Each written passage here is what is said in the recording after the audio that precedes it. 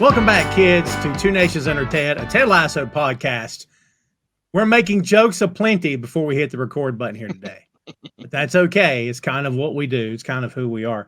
Tom Cart back here with you as always, joined by Jay Luft and Joe Higgens. And we are on to episode 11. We're almost done. This is huge. It's massive. It took us a month of Sundays to get here, but we are here. We are nearly finished with the series as we know it right now of Ted Lasso. Lots to get into here today. Before we get cranking, I'll tell you this. Upon review of this episode, which I haven't seen, maybe, I guess, since the first time I watched it, dude, I emotional, happy, emotional again, roller coaster ride. Jay, I see you're shaking your head. Let's start with you. What do you think about this one? Yeah, the last sort of like 15 minutes of this, I was a wreck. It's very much kind of like tying up the last little loose ends. There's kind of like underlying theme in this episode is like going home and sort of sometimes like if you've been away for a while, the anxiety of going back and how everyone's going to treat you, which I'm sure we'll get right into. But yeah, this was a very emotional one. It's big, Joe. This is we very briefly, I saw you guys talking about in the chat there. A lot of big stuff happening in this. Things beginning to be resolved. Things with Ted's mom, which we'll get into. What's your thoughts on this one? Well, this is Act 2 of the 3-act play. The last episode was your sort of tertiary characters, you know, your Collins and stuff. This very much feels like Jamie is the focal point because he's the one that's had the biggest journey of anyone from where he was in series 1 to where he is now. And this is his wrap up, but everything else orbiting around it fits perfectly in with what's happening here. And then the last episode, from what I remember, is very Ted heavy because it's his show. But this is the last of everyone else's kind of story, and it's beautiful. We get a new character. We get the bit that Jay mentioned that punched me right in the stomach the first time I watched it because I was like, oh, that explains so much. Yeah. And also we get to meet Jamie's mum, who is a pip. And his stepdad as well. His stepdad's fantastic. Who should be nailing sausages to office doors. Yes, peep show. But it's very much a thing of I think as May puts it, it's with the poem "This Be the Verse" by Philip Larkin. It's your parents that screw you up, whether they mean to or not. That's the kind of thing of this episode, and how you've just got to let some things go. Yeah, well said. Yeah, there's a lot to dig through here, and when I thought I was making notes, I made more, and just when I thought I made more, I made even more. I just kept doing it because I'm like, we're in the last 2 episodes of the series. Again, as I said before, as we know it now, and I don't want to leave, any stone unturned. So may as well dig in. And kids, hope you packed a lunch and kick your feet up and relax because we got a lot to dig through here today. The good news for you is you can always hit pause if you want to, unless this is the premiering episode. So if that's the case, you just got to hang on, and hopefully you're following along with us. Let's go ahead and hit this, kids. This is the second longest episode of Ted Lasso, coming in at just under 70 minutes. Man, that's a lot. Yeah. The longest being Amsterdam, isn't it? Yes, I believe. But I mean, 70 minutes is good for a Jackie Chan film. Like this is unparalleled for a week-to-week TV show. Yeah. Yeah, for sure. As we said, a lot to dig through, but it's all fair, good stuff. It flew by as well. Because it does. One thing Ted Lasso doesn't do is hang about. It doesn't, kick its feet in the dirt, waiting for stuff to come along. We just move on. There's always someone else to speak to. So good. You're in trouble when you're watching an episode of a show and then you're checking the time.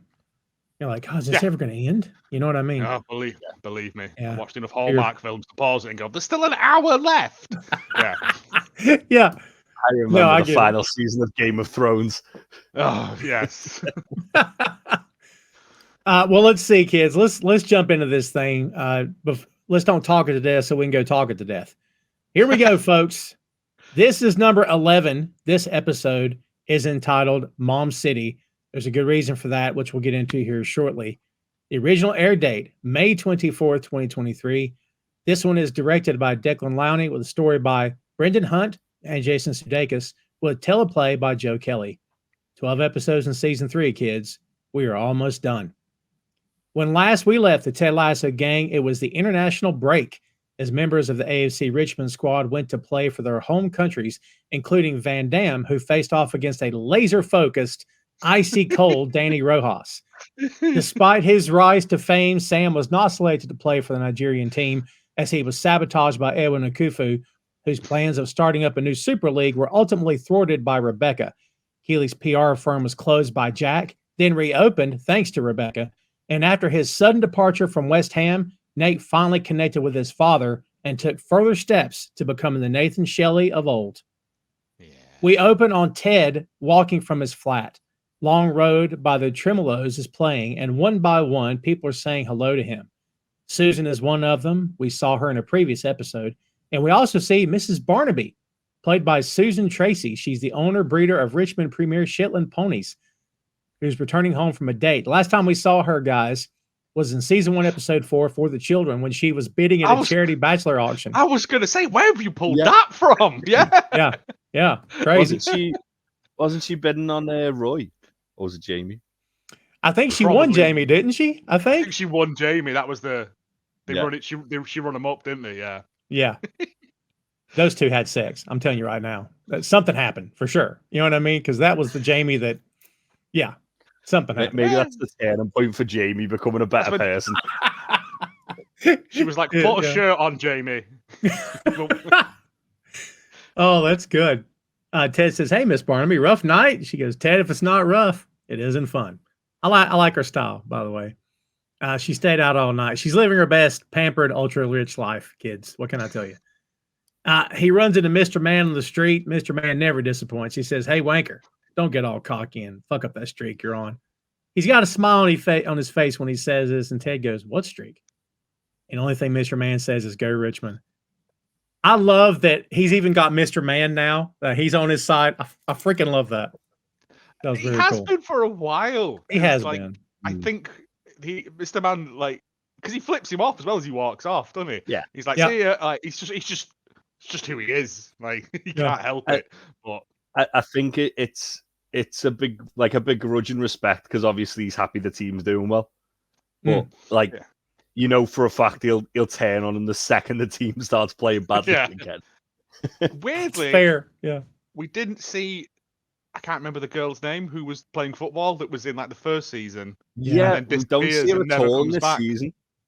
I'm surprised. She has a few little cameos in season 2, doesn't she? Yeah, I think she's in the park when they're riding the bikes and stuff. But it's just a weird thing. She wasn't here. I do remember when the anxiety attack hit the papers, thanks to Nate. They remember he approached him. I think it was near the same area. He said, hey, wanker, it'll be all right. Remember that, Mr. Man? I was like, oh, it's so great. It's so great. So, yeah, that was cool. It's a term of endearment. It is, yeah. Ted sees a friendly woman on the bench. He goes, hello.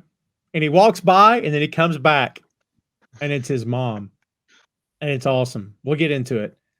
We then go to Taste of Athens, and Nate is working with Jade in the restaurant. He goes to get the broom, and when he does, Colin, Isaac, and Will walk in. And by the way, kudos to Isaac Kolobokini, because he's got that forever frown like Roy. I just wonder, after a while, do you get stuck like that or what? Because, man, it's great. The wind changes, yeah. Yes. I looked at the fact that Nate's like, the cleaners don't clean the floor. We don't have cleaners. Why do we put the chairs up? Right. Patriarchy. And I'm like... Great. Yeah, there's a lot of weird parallels with people in this episode, and the whole thing with Isaac with the kebabs and Roy. It's almost like it's symbolizing Isaac filling Roy's shoes. Like the last little piece of the puzzle's the kebabs. Love it. Yeah, but these are Greek kebabs, not Turkish kebabs. Sorry to be a kebab purist, but yeah. But also, if by that sentiment, Roy was a midfielder, Isaac's a defender. Slightly different. Is that the rule? Okay, what do strikers eat then? Do they just eat? They just eat like goals, Gyros. Gold. Shawarma. Shawarma. Shawarma. They eat golden shawarma off the back of beautiful women. That's what they're doing because they're paid the big bucks. So Jay says, hello. We're not open for another hour. Would you care to wait not here? Freaking great. It's a great line. I wish I had that in my locker when I used to do public facing stuff. Great. Yeah. Colin says, we're actually here to speak with Nathan Shelley. He works here, yeah? Jay no such man of that name has ever lived. Doesn't exist. Nate comes back with a broom, and Will says, oh my God, it's true. How did you get through your money so fast?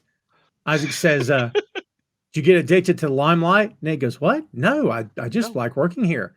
I like spending time with my girlfriend. And he turns and she's gone. It's great. I love that reoccurring joke throughout the episode. It's just a brilliant thing. Colin tells him they even though they've spoken to her, they'd still be like, what girlfriend? Yeah, they may not like us over here. Yeah. So obviously, like, this is kind of like the start of like Jade's plan to get Nate to go back to Richmond. Do you think she's spoken to them beforehand? No. Nate went and at the last episode, did he? Nate went and apologized. Yeah. To Will, but Nate went in and did that because of like Jade giving him the little push to do it. I don't think she would have anything to do with them. But I think they've just realised that he's sorry. It just only because of things that happen later in the episode. Yeah, I know what you mean. Like everything. Yeah, I could go either way. I think it would make sense either way. That isn't the last conspiracy theory I've got about this episode, by the way. We've been warned. Oh, it's the new Bumper Catch. Yes, exactly. I love that line about Bumper Catch. We had to vote. Everyone was on board, except for Bumper Catch, who doesn't believe in democracy. Yeah. Oh, because he's Swiss, and they famously are a neutral people. Yeah. Yeah. Like, of course I am. Look at me. Yeah. Colin tells him they want him to come back to Richmond. Isaac says, because this here is sad as fuck. Colin says they all want him, except for Bummercatch, who abstained because he's passionately anti-democratic. There you go. There's your line. Nate assumes Ted asked him to come, but Ted doesn't know. They want to ask him first. Nate says, no, he's not coming back. And then on the way out, Isaac decides suddenly, oh, can I get 75 kebabs? I'm like, how do you go from not wanting anything to, Also, this must be, 10:30 in the morning? If they're not open, you open at 11 for a restaurant, wouldn't you? You'd think, for lunch. Yeah. And the first thing in his head is like, well, let's get 75 kebabs then. I mean, why not? How long do you reckon they're going to take, though? It's not that long, is it? Well, as it's just the meat on a skewer and not like the bread and salad and stuff. Yeah. Depending on the size of the kitchen, 20 minutes, 30 minutes. I imagine they've just got like a big old, like one of those fire grills, haven't they? Yeah, they'll just have a charcoal grill on just there, and lash them on, 10 minutes either side. Jobs are good. Looking back on this, when you guys first saw it, were you surprised that this happened, or did you assume they were going to wrap it up, or what? I felt like this was kind of like the way they were going with it when like Nate extended the olive branch in the last episode to Will. My only sort of thing was I would have liked to have seen more with the team deliberating about it. Yeah, because that would have been. It was kind of like a parallel to when in season 2 when Ted brought Jamie back. Yeah. And that was going to disrupt the team. And then this episode, it's Ted wanting to bring Nate back, but that could disrupt the coaching staff, as we'll find out. See, but that's why I don't think she asked anyone. I think they've done this on their own. She would have gone to Ted. Yeah. Surely. Yeah, I feel... Yeah, I just feel like there's a few bits where she's like she's obviously played a part in it as well. Is what I mean. I think it's just approaching a two-pronged attack to it. I think she's seen that other people are wanting him, and let's push him then. Yeah.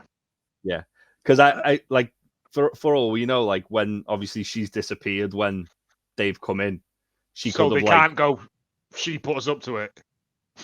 Yeah, but she could have also like it's the fact that she's got so much plausible deniability on the situation, but also she could have like run out after them and like let me keep on them like about it.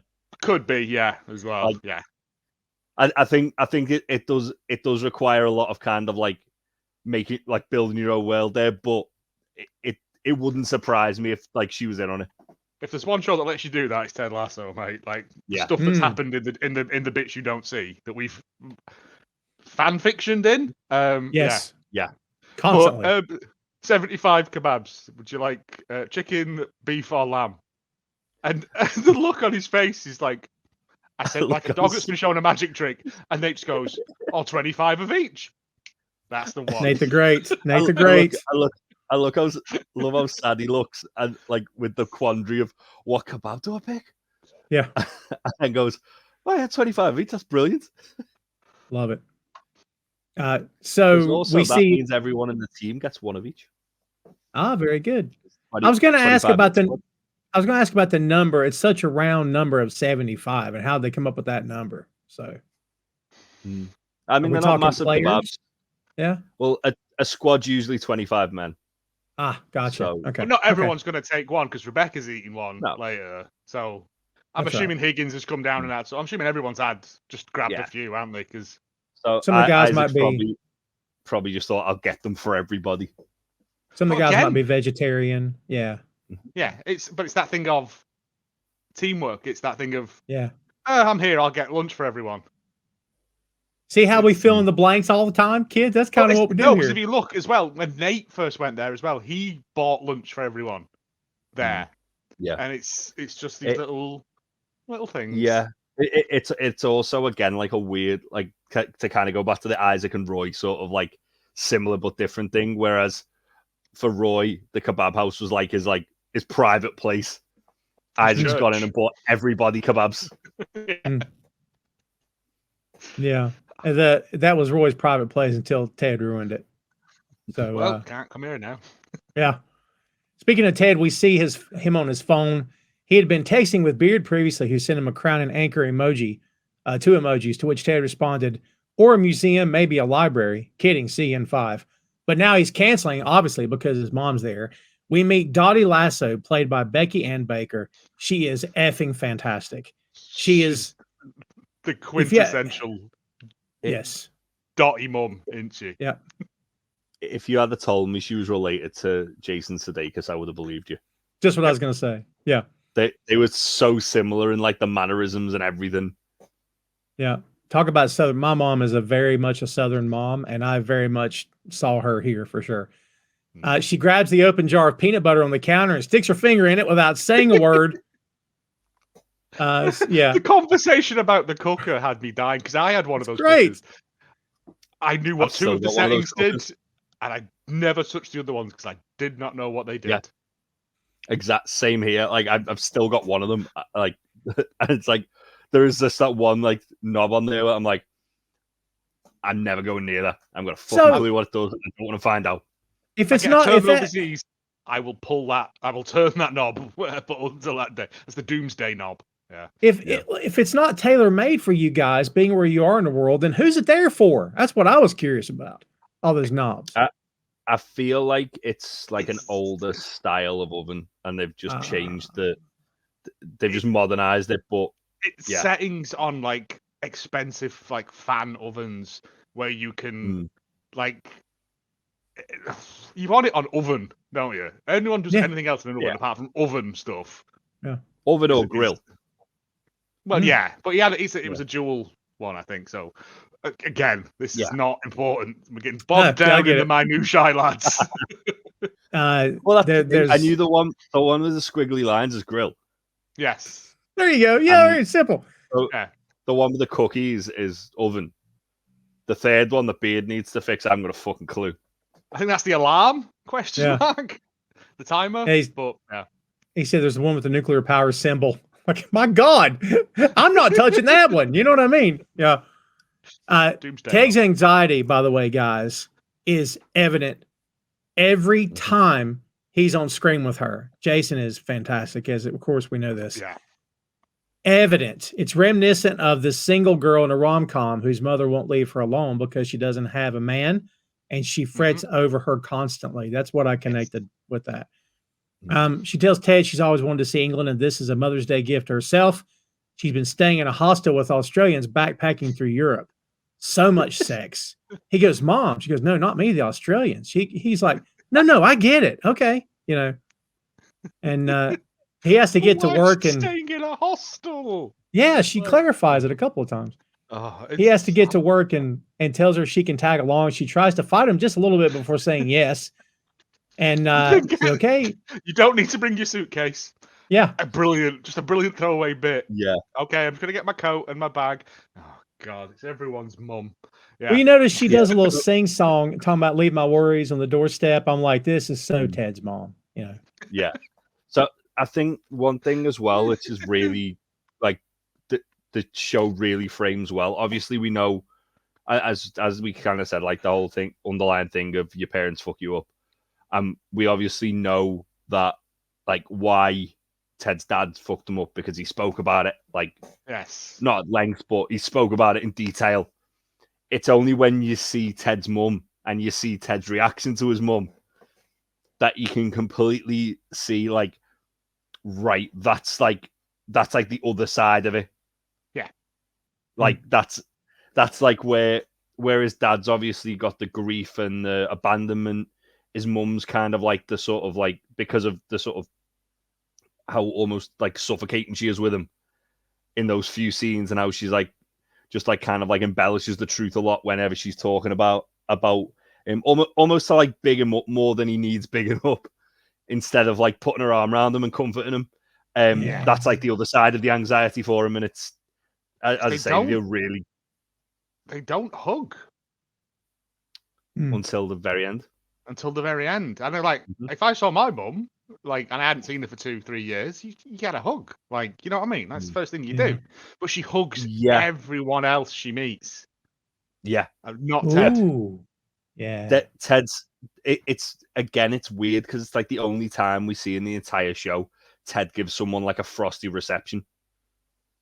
And but obviously, still being Ted, it's still But obviously he explains why, like, later on. But it's very like the whole episode. You kind of like, she seems like a harmless, lovely old lady. Why is Ted so angry about it? And obviously we know, like, she's clearly done, like, the way she's obviously handled losing his dad is just like fucked him up completely. But actually getting there and the bits it kind of drip feeds through, it's fascinating the way they've done it.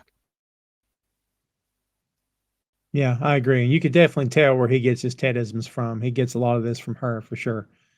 We go to the press conference. This is Sam, Roy, and Jamie at the table.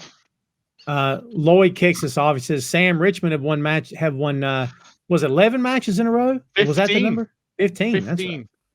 This is this is a great little bit. With 2 games left, you're just 4 points off Man City for the Premier League title.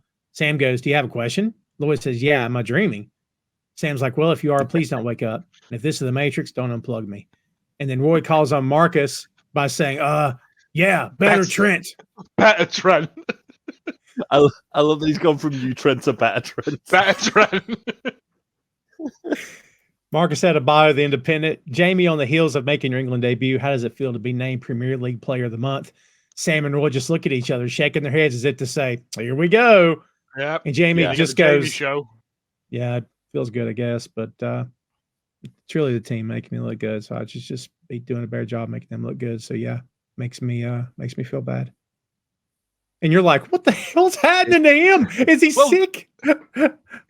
Like Roy's like, yeah. What? And Sam's like, But they do the look across thing to him, and he's like, but and then Roy's like, well, he also got the most assists, and Jamie's like, no, it wasn't me. Yeah, they're the ones that took all the shots. It should be redacted off the sheet. Yeah. When he says about passing the ball, and he's like, that should have been expunged from the record.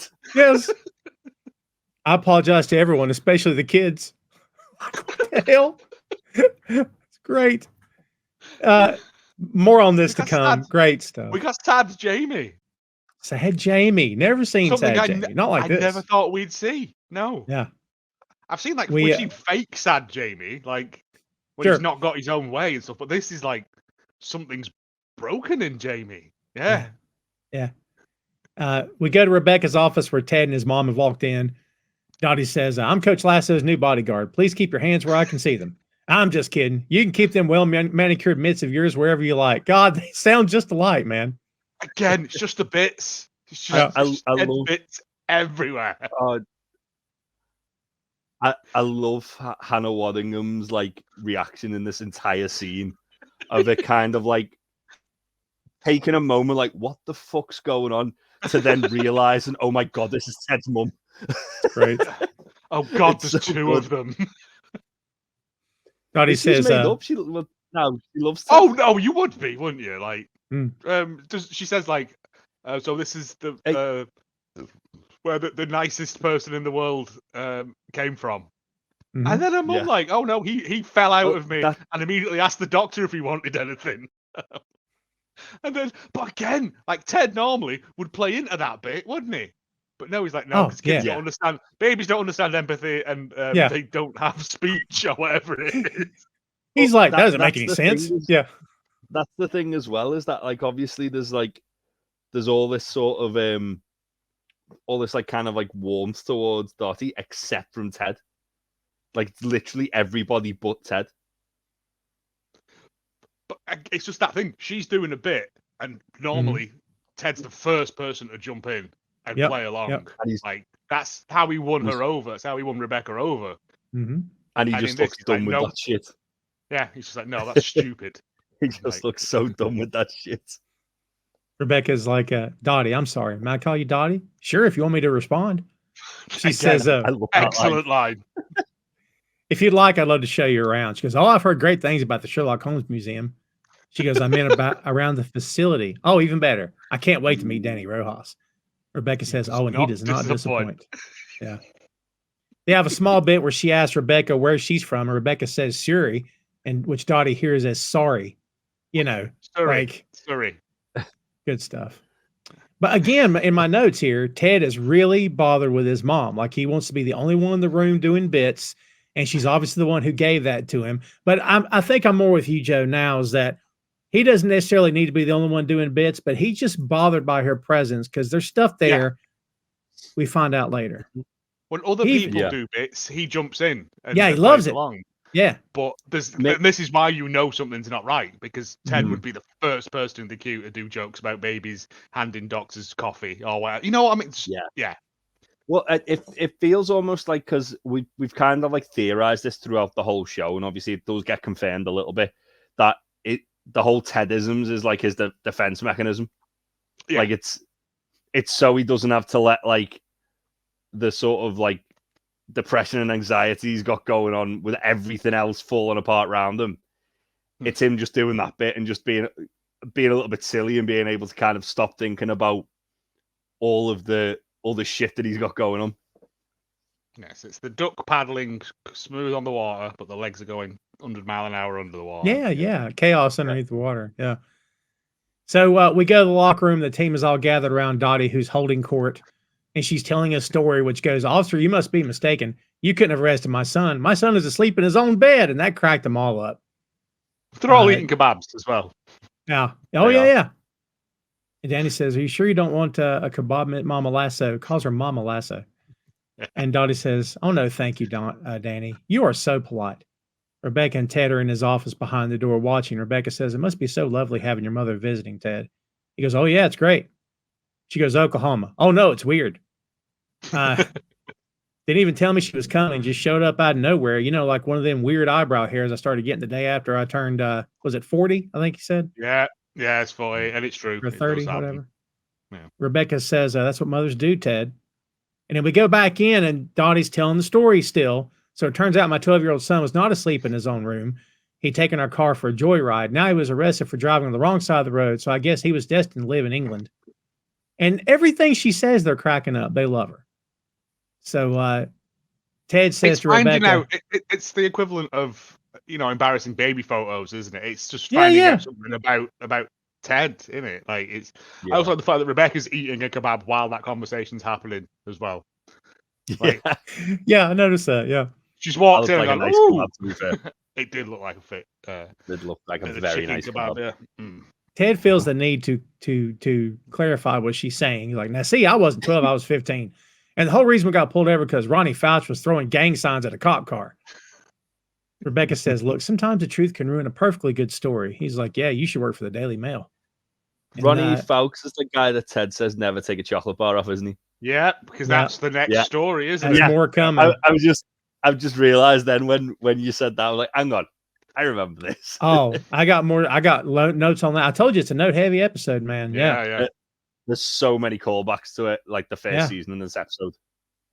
Rebecca says, right, I've got to go see a man about a horse.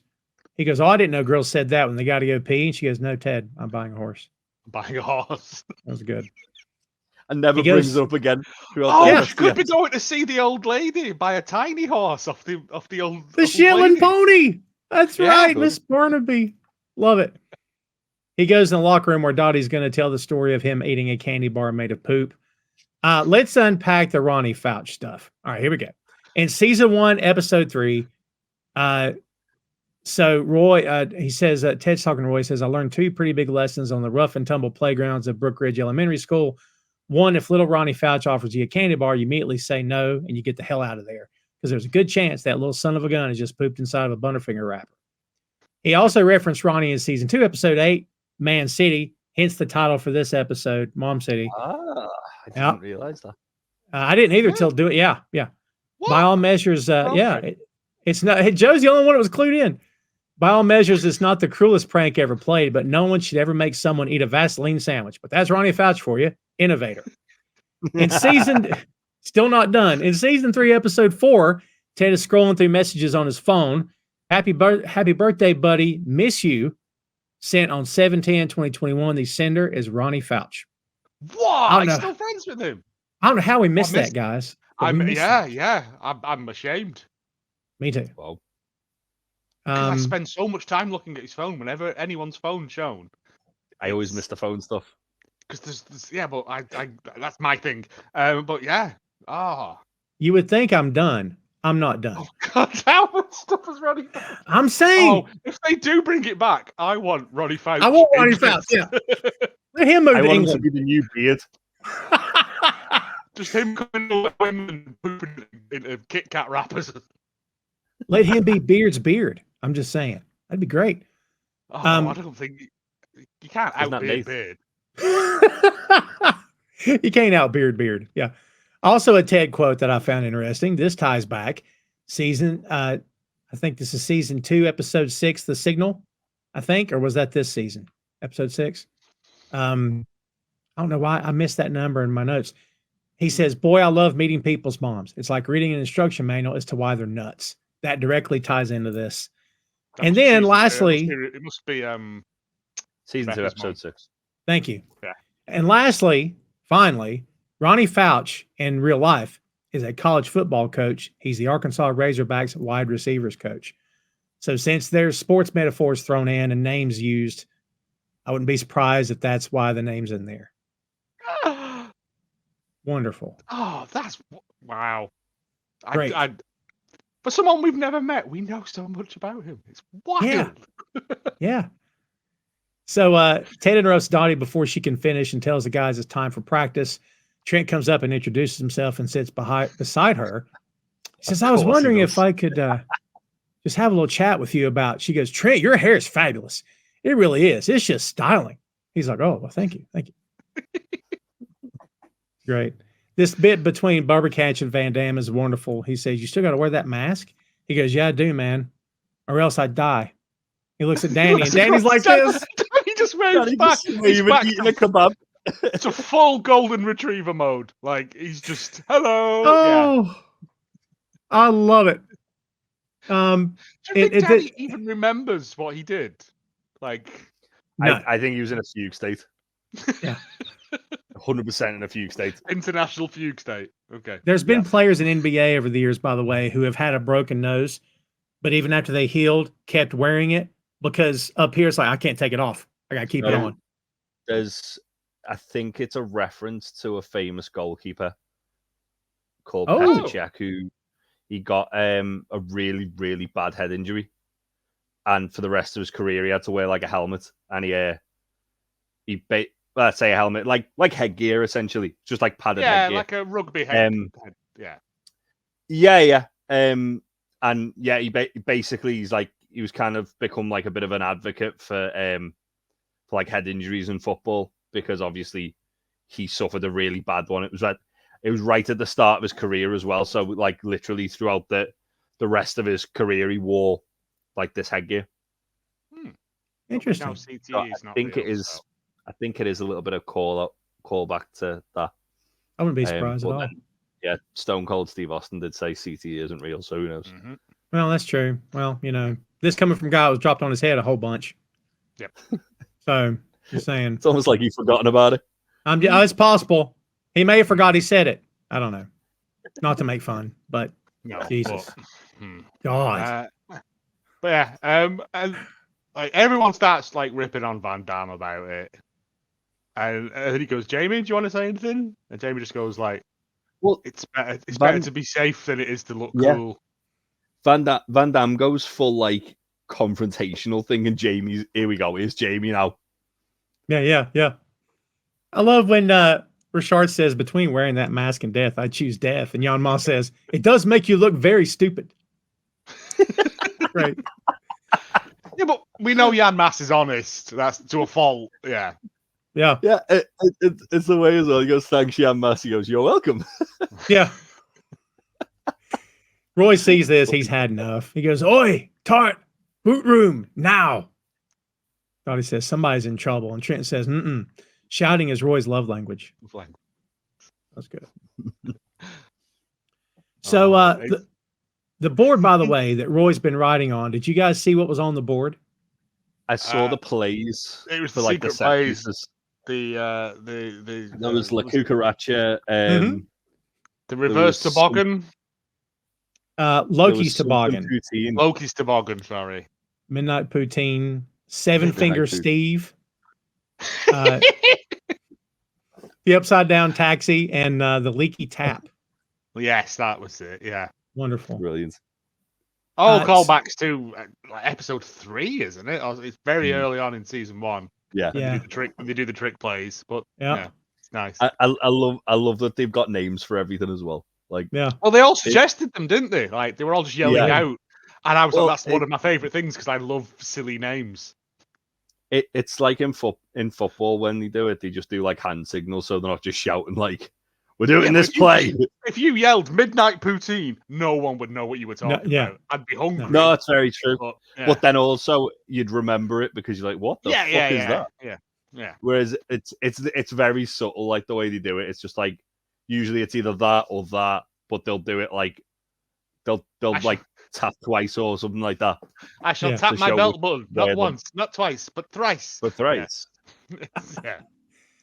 In the boot room, Roy's reading Jamie the Riot Act. He goes, did you notice when Roy walks in, he looks around for the first time ever when they go into the Will. Looking for Will. I was shocked he wasn't in there. No, but then again, subversion. Yeah, I love the comedic timing though of like when Jamie starts crying and Will's right behind Roy walking through the door. It just stops dead. He says, this is not the week for your Mr. fucking humble, great teammate bullshit. We got City on Saturday, so we need you to be the prickiest prick you've ever been in your little prick life. You understand? So I don't want you. And then Jamie just starts blubbering like a little girl. Proper sobbing, shoulder sobbing, lip tremble crying. Yeah. Tremendous on his part. Like, it's just the right side of hammy to be funny, but also I don't think Jamie's ever cried like this. Like, he doesn't know what's wrong with him. Normally, he'd be able to fix it with some Lynx deodorant or like a new hat or something. But this, he doesn't know what's wrong and doesn't know how to deal with it, and he just cries like a toddler. He's doing this and he's jumping up and down. He's like, I don't know. And Roy's like, are you fucking dying or some shit? It's very clever the way they've kind of like laid it out, where obviously because I was thinking about, wait, they've played City before. Why is Jamie so freaked out about it? But it's the first time they played City at City, like at the Etihad in Manchester, where he's grown up, and it's like the true like homecoming thing for him. So yeah, obviously that's like you see it a lot of the time. Obviously, when like an ex-player goes back to their former club, and their former fans are going to boo the shit out of them because they left. Yeah, and Jamie left, but like, because Jamie left to do a fucking reality show. That's the thing. I think it probably sticks in the craw. Well, I think the thing for Jamie is he left to do a reality show. He left his boyhood team, and he's now playing for like incredibly well for the team that are challenging City for the title. Yeah. So it's like the perfect storm of, oh, that guy can go fuck himself. Well, remember back when they went to Chelsea and Roy was cheered by the crowd. Yeah, it happens here in the States too, in as much as unless the player requested a trade or wanted out or just left or refused to play, if he's traded, most time it's not up to you. So when he comes back to play, he gets a good ovation as he comes out. You do see that as well. To be fair, I've seen both sides. Usually, as I say, it's the kind of the players who leave of their own volition and decide I don't want to be at this club anymore, or I'm too big for this club. I want to go to a bigger club. You'll see that quite a lot. As I say, I think with Jamie, it's the perfect storm because he's a hometown lad who left because he felt like he was a bigger star than the football team. And thought they'd welcome him back. He's obviously had to kind of like scrape and claw to get back to where he is. And now he's done that so well that the team he's playing for are title rivals. So it's like, he was always getting booed there. Jamie's just blubbering, as we said, and he's like, I'm just tired and I can't sleep, I can't eat. I wash my hair, but I don't use a conditioner anymore because I'm like, what's the fucking point? I feel like the guy in the Red Bull commercial. He's pushing the big rock up the hill, but he's lost his wings. He's like, Roy, I feel like I've lost me wings, and he's touching his face like that, you know. Where's my wings? Roy, yeah, which is a very Mancunian thing of going, at the end of sentences. Roy just goes, of course, fuck. Right. The first of many in this episode. Yeah. Will finally shows up. He opens the door, and Roy knows it's him without looking. And Roy goes, Will? Will says, yeah, you missed a good one. That's good. Will makes a face like, damn it. Right? And then he walks out. It's just that subversion because you expect every time there's been an emotional bit in that boot room, Will's been in there and just does a cutaway to Will. And then just he wasn't in there, and the one time he's not. Even when there's like a nothing thing going on as well, Will's just in there. Yeah. Like when Rebecca and Keeley are just smoking in there.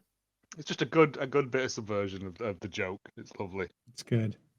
Back in Ted's office, Beard is watching Dottie talking to Trent through the window. Makes a joke about their new striker looking just like his mom. And Ted's not doing bits. He's still very bothered by her presence. Higgins comes in and says that their three little birdies saw Nate working in his new job in Tooting. Ted goes, y'all got a town here called Tooting? Higgins like, Tooting, yes. Man, this place is great, right? There's so many like town name jokes in this episode. Yeah. Higgins is pretty sure Nate would come back if he were invited. Ted asks him what he thinks. Higgins tells him he believes in second chances. Then Roy comes in. He goes, hey, Roy, would it bother you if we brought Nate back? No, I don't give a fuck. He's great at the shit I suck at. Look, I got to go do something. Ted says, okay, everything all right? Higgins is, do you believe in second chances? That's why I'm still married and all my sons are still alive. Yeah, that's right. Yeah. Yeah. Ted asks if everything's all right. He goes, yeah, I'll just come down with the case of the none of your fucking business. And Ted says, right. Okay. What about you, Coach? Beard says, you bring that Judas back, I will burn this place to the fucking ground. Okay. Love it. I'm here for that. Yeah. I'm sorry. They get it rectified, but when he said that, I'm like, I'm kind of here for it. Let's see how it plays out. So Dottie and Trent come in. Yeah. He wants to know if it's true that Ted sang on stage with Bruce Springsteen. Ted says, no, that was Courtney Cox. Everyone knows it was Courtney Cox. What I did do was sing Glory Days with a Bruce Springsteen cover band at my friend Scott Cinnamon's bar mitzvah. Scott Cinnamon. Again, just these brilliant, almost Bob Mortimer style names. Oh, love it. She meets Higgins, who she hugs, sees Beard, who she adds to the hug, and then Trent. They're all standing there hugging, and Trent is just going along with it. Beard singing Lottie Dottie, she liked the party. She don't cause no trouble, don't bother nobody. Ted shoves his visor down to his head and shouts, someone's got to go coach football. He goes full Ted Lasso there. Ted Lasso. I also, when Beard goes, I will burn this place to the ground, Higgins does a good Higgins noise as well. Oh, yeah, that's right. Yeah. That's Higgins wonderful. Is only in this episode sparingly, but he's fucking fantastic in every scene. Whenever he makes full use of his time there, yeah. Oh, yeah. God. But yeah, it's really good. Beard's little rap, but he does, and then Ted's stomp box. Ted's, again, you know something's not right with Ted, because he would be 100% on this normally. Yeah. Because he'd love it. He'd love it because they're all hugging together, and that's very much his thing. He'd be so into it. So we go to Keeley's office where Roy has come in. Barbara asks if he's there about the pipes. He says, no, what's wrong with the pipes? She says, nothing. That's why I thought it was strange you were here about the pipes. Again, it's just a great bit of what? I need more scenes with Roy and Barbara. Yes. I need like an episode of like Roy and Barbara just having awkward conversations. No, I want like a spin-off series of them touring around the wine country of France in like an old battered 2CV car, just talking to each other and not understanding what either of them are going on about. Like each one speaking a different language. But again, this is the only time we see Barbara in this episode, and she makes full use of her time on screen by being confused by everything going on. She's eating an apple this whole time too, by the way. And Keeley comes in and Roy tells her he needs to talk to her. She's worried it might be about them, but he says, no, it's about Jamie. He said, but then it cuts to Barbara, who's just like, I'll just continue doing notes while eating my apple. It's like... he needs help with the emotional shit, and she's good at it. He compliments her twice on looking nice, which I immediately caught. Barbara's eating that apple a lot. I love the fact that when he says it the second time, Barbara like bites into it really loudly, and he just turns and goes, "You also look nice, Barbara." Yeah. Oh, thank. This was £2 from a car boot sale. Yeah. She's like, "Oh, thank you." She's very happy that he noticed. I just want more Barbara. She said she's an enigma, and I love her. She's brilliant. She's such a funny character. We're in the Crown and Anchor now, where Ted and Dottie are at a table and Beard's playing Wizard of Oz on pinball machine. Dottie says, this place is very charming. Reminds me of this Irish bar I went to in Topeka. Like, why would that? Right. Okay. So Ted says, well, you probably don't want to share that with May. Dottie says, the Irish part or the Topeka part? He's like, both really. And Beard's game ends and he and Ted switch places. Topeka is. No, not at all. Yeah. Beard's game ends and he and Ted switch places. And he's muttering, trying to follow the yellow brick road where the dogs of society keep on howling. I don't know why that cracked me up. It's because it's a great, just, like, it's pinball, like, but it's just Beard doing Beard stuff. Beard getting angry at pinball's brilliant. Just Beard doing Beard things. She asked Beard how Ted's doing. He goes, well, he's Ted. She says, still running around in circles, making sure everybody's okay with accepting a drop of help for himself. He says, pretty much. How you doing, Dottie? Oh, don't you worry about me. And I'm like, you just said, right? What your son does. You just did it. Like, yeah. Y'all got enough cooking without. Again, it's the same thing with, like, obviously Ted's mum is like the sort of the anxiousness, but also the selflessness of Ted. But yeah. It's the making sure everyone else is okay, no matter how you're doing. Mm-hmm. Yeah. That's it for sure. Yeah. Says y'all got enough cooking without putting my troubles on your to-do list. May brings Dottie another drink. Dottie says, "Oh, May, your pub is wonderful. It's nothing like that Irish place in Topeka."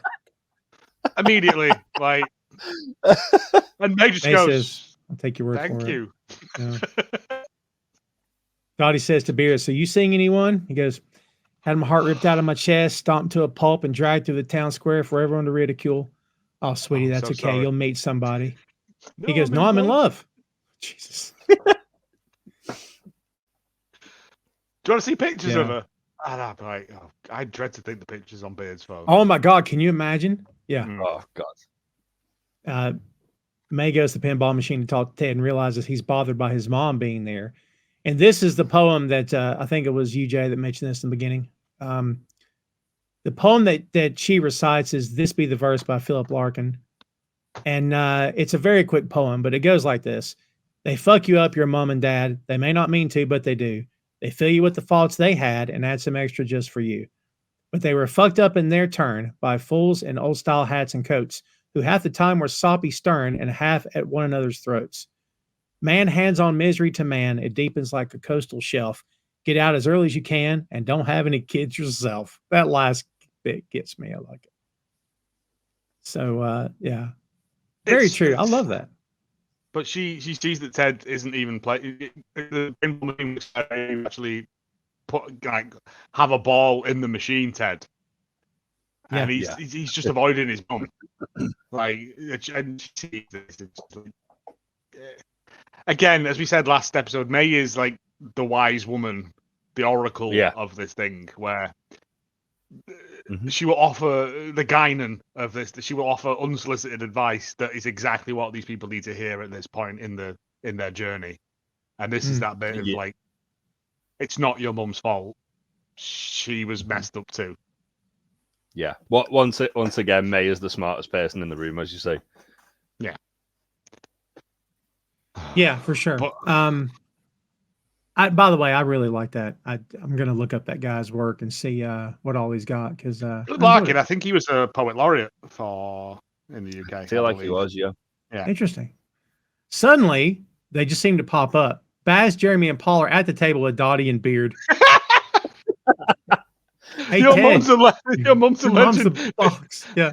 Why were you nearly the drummer for Coldplay? Yeah. I think she just tells tales. Like, she gets confused. I feel like it's because obviously Ted was so vulnerable, like when he lost his dad. She's like building Ted up to be something he isn't, thinking that it's going to make Ted feel better about himself. But in reality, it's putting more pressure on Ted.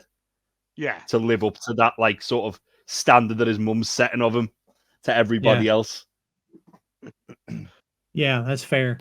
I like he says, I forget which one says it. We just became friends on Facebook. That was good too. I think it said Jenny. That quick. Back at Ted's flat, he's insisting she take his bed and he'll sleep on the couch. And she's fighting him, of course. She's brought him a bag of clippings she saved from his games. And Ted says, do you want to come to Manchester with us? And she just sighs and says, I don't know. Have you noticed, though, when she shows in the clippings, it's all the negative ones? It's all the bad ones. Or the main one you see is the main ones at the front are all about the anxiety attacks. Yeah. There was one about them getting relegated. There wasn't anything about like the good form or them doing well. It was all like Lasso struggles with this. Yeah. And maybe that's because that's all that gets covered back at home. But that's crazy. You wouldn't bring that to show your son. Mm-hmm. Yeah. Here's all the toot they're talking about you at home. There you go. Read that, you'll enjoy it. You just wouldn't. You just doing well. Yeah. It's almost like she's like rubbing his face in it a little bit. It's like a bit weird. Yeah. Ted points out that her coming all the way to England, not seeing a soccer game, is like going to Rome and not going to church or getting your pocket picked. And she says, oh, well, thank you, but I think I'll just stay here. I didn't get much sleep last week. What with all that noisy sex from not me, the Australians. He goes, yeah, I remember. So, she says, and you know how nervous I get when I'm watching your games, so I think I'll just stay put and let you go beat the pants off those Manchesterians. Yeah. And he says, Mancunians. She tells him she'll make him a home-cooked meal after the game, then asks him about the episodes he's been having. He tells her he's been seeing a therapist, and she immediately says, let me guess, it's all my fault. He asks if she's ever thought about talking to someone, and she says, oh, no, that is not my cup of tea. And you know I love my tea. Uh-oh. Yeah. Well, yeah, that's like the big red flag, isn't it? Ted hates tea, his mum. It kind of like, it's the symbolism of his mum being the embodiment of all his anxiety, all his homesickness. Mm-hmm. And then even down to like the love of tea. That's like the sort of like final cherry on top of the cake where you're like, I wonder if there's more to why Ted hates tea than just he doesn't like the taste of it. Now we know. Like he associates it with his mum, maybe. In my notes, I have written down, this onion has a lot of layers. Mm-hmm. So just like ogres. The next morning, the team's packing up the bus and fans are outside. The players are signing autographs. Rebecca and Higgins are joining them, and she's gotten a strongly worded text from Nora about not using her private jet. Something about the environment, she says. That's all. Something about the environment. Higgins says, goddamn environment. I don't know why that made me laugh, too. Keeley is there, and she and Roy see a couple getting a shot of Jamie.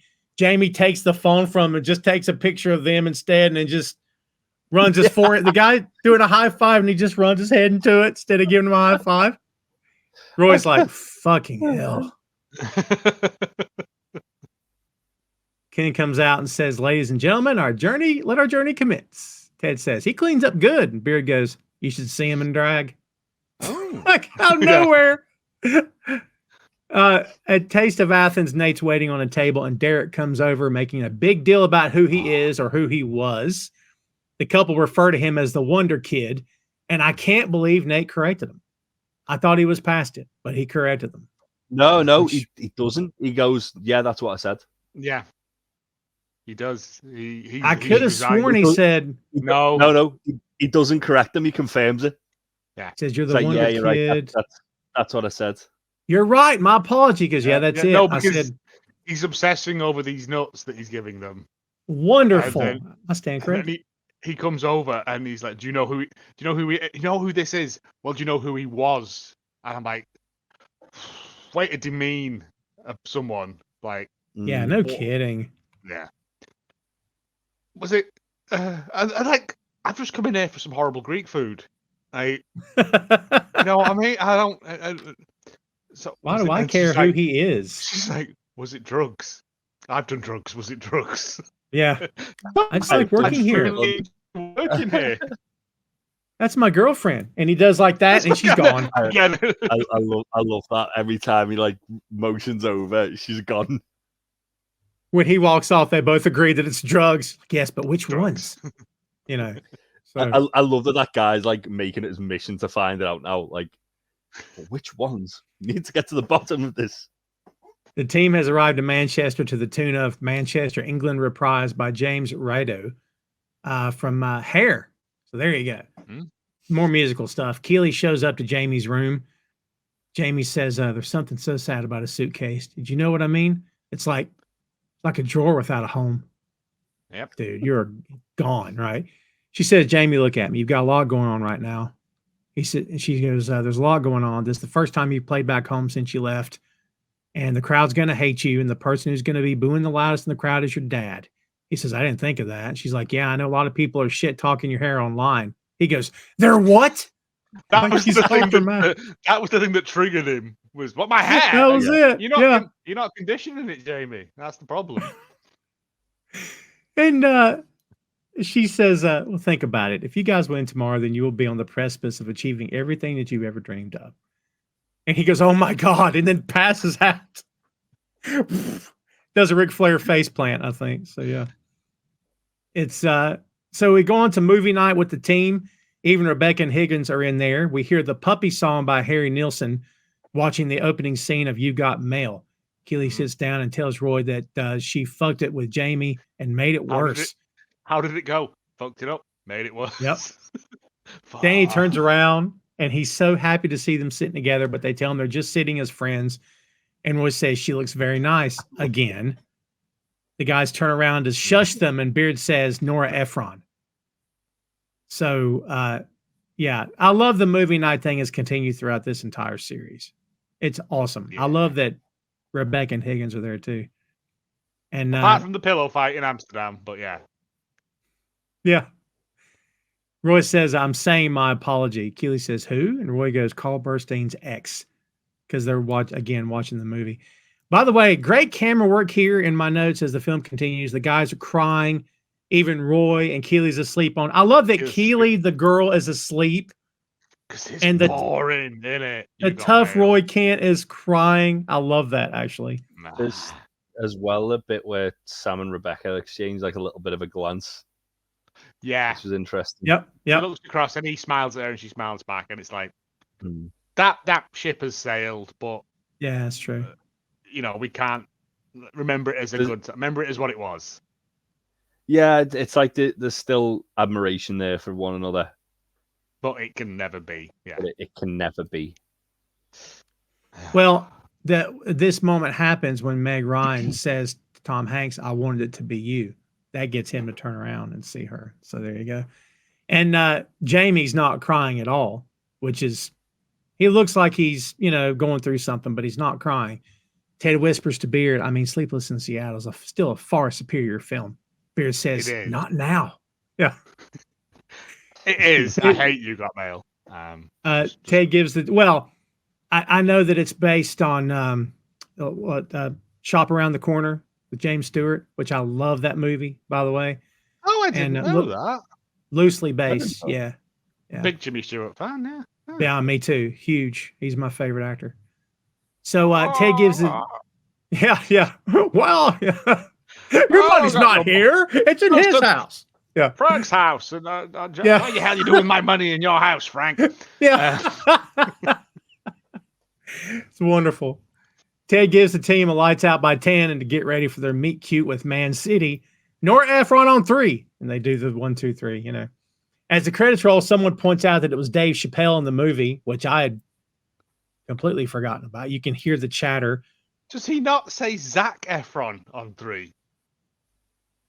Maybe he does. I wondered why he said Zac Efron, because I was like, he's not in that film. I could have sworn he said Nora, but maybe you're right. You may be, but I remember just going, huh? Well, yeah, okay, maybe. I don't think just Efron on 3. Well, could be. Yeah, we've all heard different things. It's fine.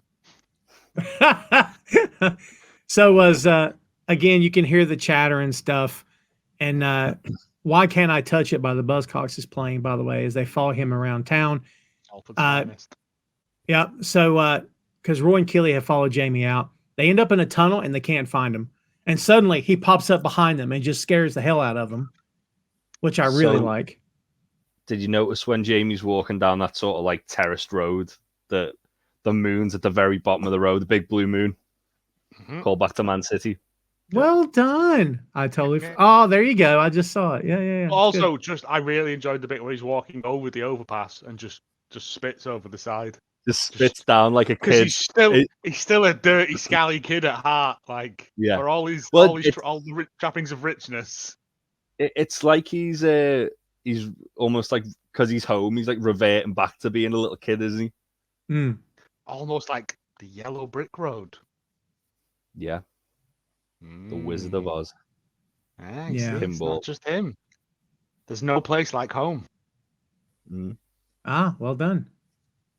So we see these kids playing ball against the wall with a sign that flat out says no ball games, which is good. Mate, it's a council estate. Nobody pays attention to anything. But I did find out that those kids are named characters called Barry, Robin, and Morris, who were the Bee Gees who lived in Charlton-cum-Hardy in Manchester. Wonderful. I love it. Yeah. That's a before they fantastic Easter egg. emigrated to Australia. But these kids as well. Are you Jamie Tart? Yeah. Fuck off, you're not. Like, it's just proper. Never talk to kids in Manchester, like, because you'll just get abuse. City's gonna fuck you up tomorrow. Fuck you up. I love the way like when Roy turns around and they all look terrified. He goes, "Good lads." Yeah. They're like, yes. That's good. Jamie knocks on a door and we meet Simon, played by Steve Edge, and Jamie's mom, Georgie, played by Leanne Best. She's a 43-year-old English actor from Liverpool. At 43, she's only 12 years older than 31-year-old Phil Dunster. It should be noted here. Say, yeah, she's yeah. Right. That makes it even creepier. It's time for conspiracy theory number 2.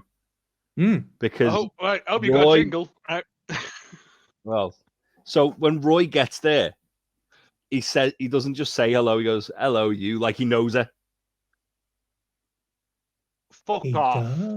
He does. And then when they're leaving, he's like going to her, going, "I love you." He does. Yeah, like it's as if he knows her. Now, given how young she is, and given how Roy's about the same age, is Roy Jamie's dad?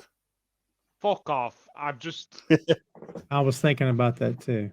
Or at least, you know, a little childhood fling or something. It would make sense because Jamie's actual dad is a waste man. So where would he have got all of this? Because it's not talent learned, it's God-given talent, isn't it, that Jamie's got? Like, Roy's Jamie's hero. Mate, mind blown. Like, that's awesome. I thought he was just doing it to annoy Jamie because his mum's quite fit. Like, you know what I mean? There could have been that as well, but it's just the fact that, like, Roy's there with Keeley. Like, why would he be doing that when he's trying to win Keeley back at the same time? But also, your sister's quite fit. I will cut your eyes out. That's true. That's true. Turn around is fair play. But this now you say it does seem like they've definitely feel like they've got a bit more of a rapport than what's being let on there. That's mind blowing. I don't even know if I It was only when I was watching it, I had to rewind it like 3 or 4 times because the way he just went, "Hello, you," as if it was like a familiar person, not as if like he was just meeting Jamie's mum for the first time. Yeah. Yeah. Well, here's a good bit about the actual actress as we think about this conspiracy.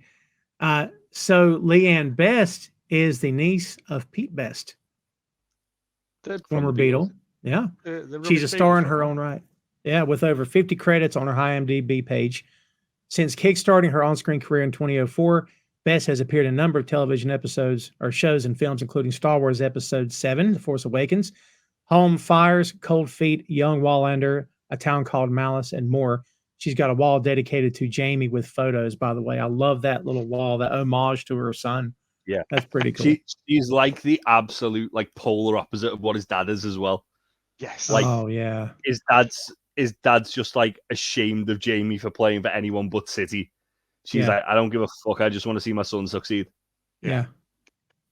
I also like the fact that his stepdad is like, Jamie respects his stepdad, but his dad's such a wet wipe, isn't he? Like, I love him. I think he's great. He's great, but he's just like. But again, like if you look at it like the way like Jamie's mum is with his dad, and like how much of a toxic arsehole he is. Yeah, and then she's got out of that relationship. Option. Yeah, she's got out of that for like the nice guy. It's like the reverse of like the way like Rupert's gone from like, and like the other one, Michelle, have gone like for different people like who are like the opposite of the person. She's gone for like the other way around. She's gone for the nice option. Not the Beck's horrible. Rupert's a prick there, but you know, but it's still. younger Rebecca in it is the whole shitty thing of that. Yeah, it's just he's like, because like it cuts to Jamie like lay on his mum's chest. Yeah, and she's with stroking like his his hair. drawstring in his mouth like a kid. Yeah, and like this is deeply unsettling. He's got they're uncomfortably close, right? Well, that's why Roy's stood there like he's got a plate with a biscuit, and he's just watching. Like, yeah, because what is Roy? Stop it! Because he's going, oh, how are they? And Keeley's like, oh, they're lovely, Roy. And Roy doesn't answer because he's mesmerized by this Oedipus-like display going on in the corner of the room. But again, I don't think it's meant to be like that weird, but it does come across that way. I think it is meant to be just a bit too weird. Yeah, but I think also, again, it's because obviously, like, Jamie's walking home and he's gone from, like, being, like, Billy Big Bollocks, Jamie Tart to he's walking back and he's like, he's like teenager Jamie spitting off the bridge on a car. And then he gets back to the estate and then he's just, like, almost like a full kid. But again, when he hugs his mum and carries her in while she's wrapped around him, like, that's mental. Like, yes, it is. Yeah, like that's not right. The fact that he is the way he is with women, but yet she's so sweet and loving toward him, that's weird too, isn't it? Like, shouldn't he be projecting that too? Because it's the Madonna whore thing, isn't it? It's the serial killer thing of no one will ever live up to my mum, so I can treat you like shit. I think, yeah. I think as well though. It's just the whole the whole theme of like the last couple of episodes of parents fucking up the kids. Yeah, and like he's had his dad he's always wanted to like impress, and then it's got to the point where all right, fuck impressing him. I want to make his life shit because he's treating me like shit. To like his mum, like just doting on him to the point where he can do no wrong, and it's almost in that moment as well, though, because obviously, like, I'm going a bit ahead here, but he gets to the point where he's like mentions about struggling to motivate himself because he finally got one over on his dad, and he doesn't care about me anymore, and she's just like, well. It's almost like it's like you just do it for yourself, do it for like I'm just proud of you. That's all that matters. Yeah, it's just a weird sequence. It really is. The whole Jamie's house thing is uncomfortable. If you were there while this was happening, if I went round to like Tom's house and he carried his mum, wrapped round him into the front room, and then lay on her lap while she strokes his hair, and he's like, you'd be like, I'm gonna go because this is weird as fuck. Like, and again, this is Mom City, so we're getting another mom here too. But give him the grand tour while I talk to Jamie. We'll start in the kitchen, or as I call it, my laboratory. I've got a copper Ban Marie. What's that? It sounds expensive. It's just like, I love Keeley because you're people that can talk to anyone. It's just nonsense words. Yeah. But she like drags Roy out because he's still staring at this. What's going on? Yeah. I love it. His stepdad, he's fucking brilliant. He's for that like couple of scenes he's in, every time he's in, I was just laughing my ass off. I'm like, he's great. So before we get to the bit with Jamie's room, we had a little cut here at Jade's place, and Nate asked her if they've ever thought about doing a happy hour at the restaurant. And she says she never thinks about work once she's gone from work or even while she's there. Well, she tells him he's a little too good at being a waiter and wants him to go back to Richmond. He tells her things didn't end well for him there. It was all his fault. He says he'll get into the coaching job next season, just not at Richmond. Jay, how likely is it that a guy with a winning record club at West Ham wouldn't have offers banging on his door 10 minutes after he left? I mean, have you seen something like this before where a guy just left? What do you think here? You do see it. It's one of those things, like the way he left, and kind of obviously the the fact that there was so much kind of mystery around it, it might be. And even like looking in the restaurant where then people are like, I've heard it's drugs, could be drugs, sort of thing. Like, it sounds like it could have, Rupert might have done like a bit of a smear campaign on Nate after leaving because he left. Like, even with the whole, some people just aren't cut out to make it. And it's like, yeah, but he was getting results. I imagine he would have probably, not immediately, but he would have got offers. Like, I think because given the fact that he walked away, usually you tend to find that managers in that position will sort of be given a little bit of time just in case there has been like a personal reason why they've done it. But then other times, like you'll see it where a manager's contract expires and they've got a job like the next day, or a manager gets sacked and they get like announced as managing another club the next day. So it does happen. I think given his inexperience, he probably would have. I imagine he probably would have been offered like lower league clubs. Like he wouldn't necessarily have been offered like something as big as West Ham are in this world. He would have been offered like a championship side or a League One side. Maybe even a coach's job, like a consultant job, something like that. It honestly, it's just kind of like a sort of situation by situation one with that. But I have seen managers who are like notoriously bad get sacked and then be hired into a new job literally like the day after. Wow. So yeah, they're like the ones that are kind of like the George Cartridges in this world, where like they could get a job at like a shit team that needs like a quick fix quite easily. But yeah, I think Nate would probably, if he starts applying to jobs, he'd probably find something. I don't think Rupert's like Edwin Akufu levels of like vindictiveness of like blackballing him from the sport. Right. I think it would just be more. I think given the fact as well that Rupert's obviously very like trying to cover his sort of like his tracks and his misconduct, that I imagine he's probably he probably wouldn't like have anything too bad to say about Nate, just say that he couldn't cut it at a big team. My other thinking about that is as well that he spent how long just laying in bed? How many calls, how many emails and stuff does he make if the opportunities were there? Like, good point. Yeah. Nate's his own worst enemy, you know. He is. I think as I say, like one thing you do tend to see if like a manager resigns like that, usually they'll be given a bit of a wide berth anyway, just in the event that they're not mentally like ready for another job like that. Which probably I imagine would have happened. As I say, I'd be very shocked he'd not get offers. He probably, as he's saying, like, I'll get a coaching job for next season. What he probably means by that is a lot of the time you tend to see that if like a manager's contract expired at the end of the season, or the manager said they're leaving at the end of the season, new manager comes in, they're going to bring in a new coaching team. So he might just get like his foot in the door with someone like that.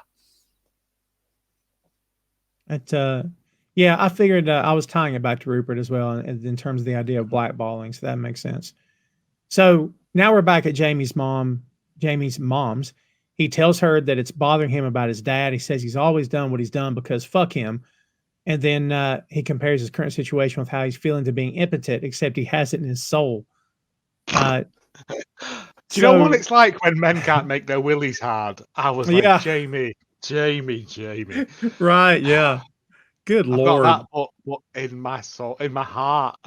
Yeah. Like, he's using his words. Well, I guess. Yeah. Still a little cavemanish, but look, Jamie, right? When they go to Jamie's old room, and the bit with the door, and when the door's opened or closed, there's Roy's poster. He's got the shaggy hair, right? It's so good. That picture of Roy's tremendous poster. I want that poster. Keeley says, "Whoa," right? But Keeley says, again, "Whoa," and I remembered this bit from watching it, and I was like, I'm sure there's something when they shut that door. Yeah. But yeah, and it's Keeley holding the Champions League also. His stepdad is like, there's been loads of posters. I can't remember the football people. He says Henri, Shearer, Cantona. They all came Yeah. and went, but Roy Kent was a constant. Probably, as we know now, because he was like, Papa? Well, yeah. Simon goes to leave, and when he closes the door, there's a pic of Keeley topless, covering herself with 2 footballs. This time, Roy says, "Whoa." And she growls fucking hell. So they just did the reverse. I love the way he leaves the room as well, because he's got like his timer on. He's like, "Oh, my meat pies are ready." Pies are ready. He spends all day cooking, doesn't he? Like yeah. Oh, bless him. He's just a proper homebody, isn't he? That whole switch of the 2 posters is brilliant. Yeah. Fucking hell.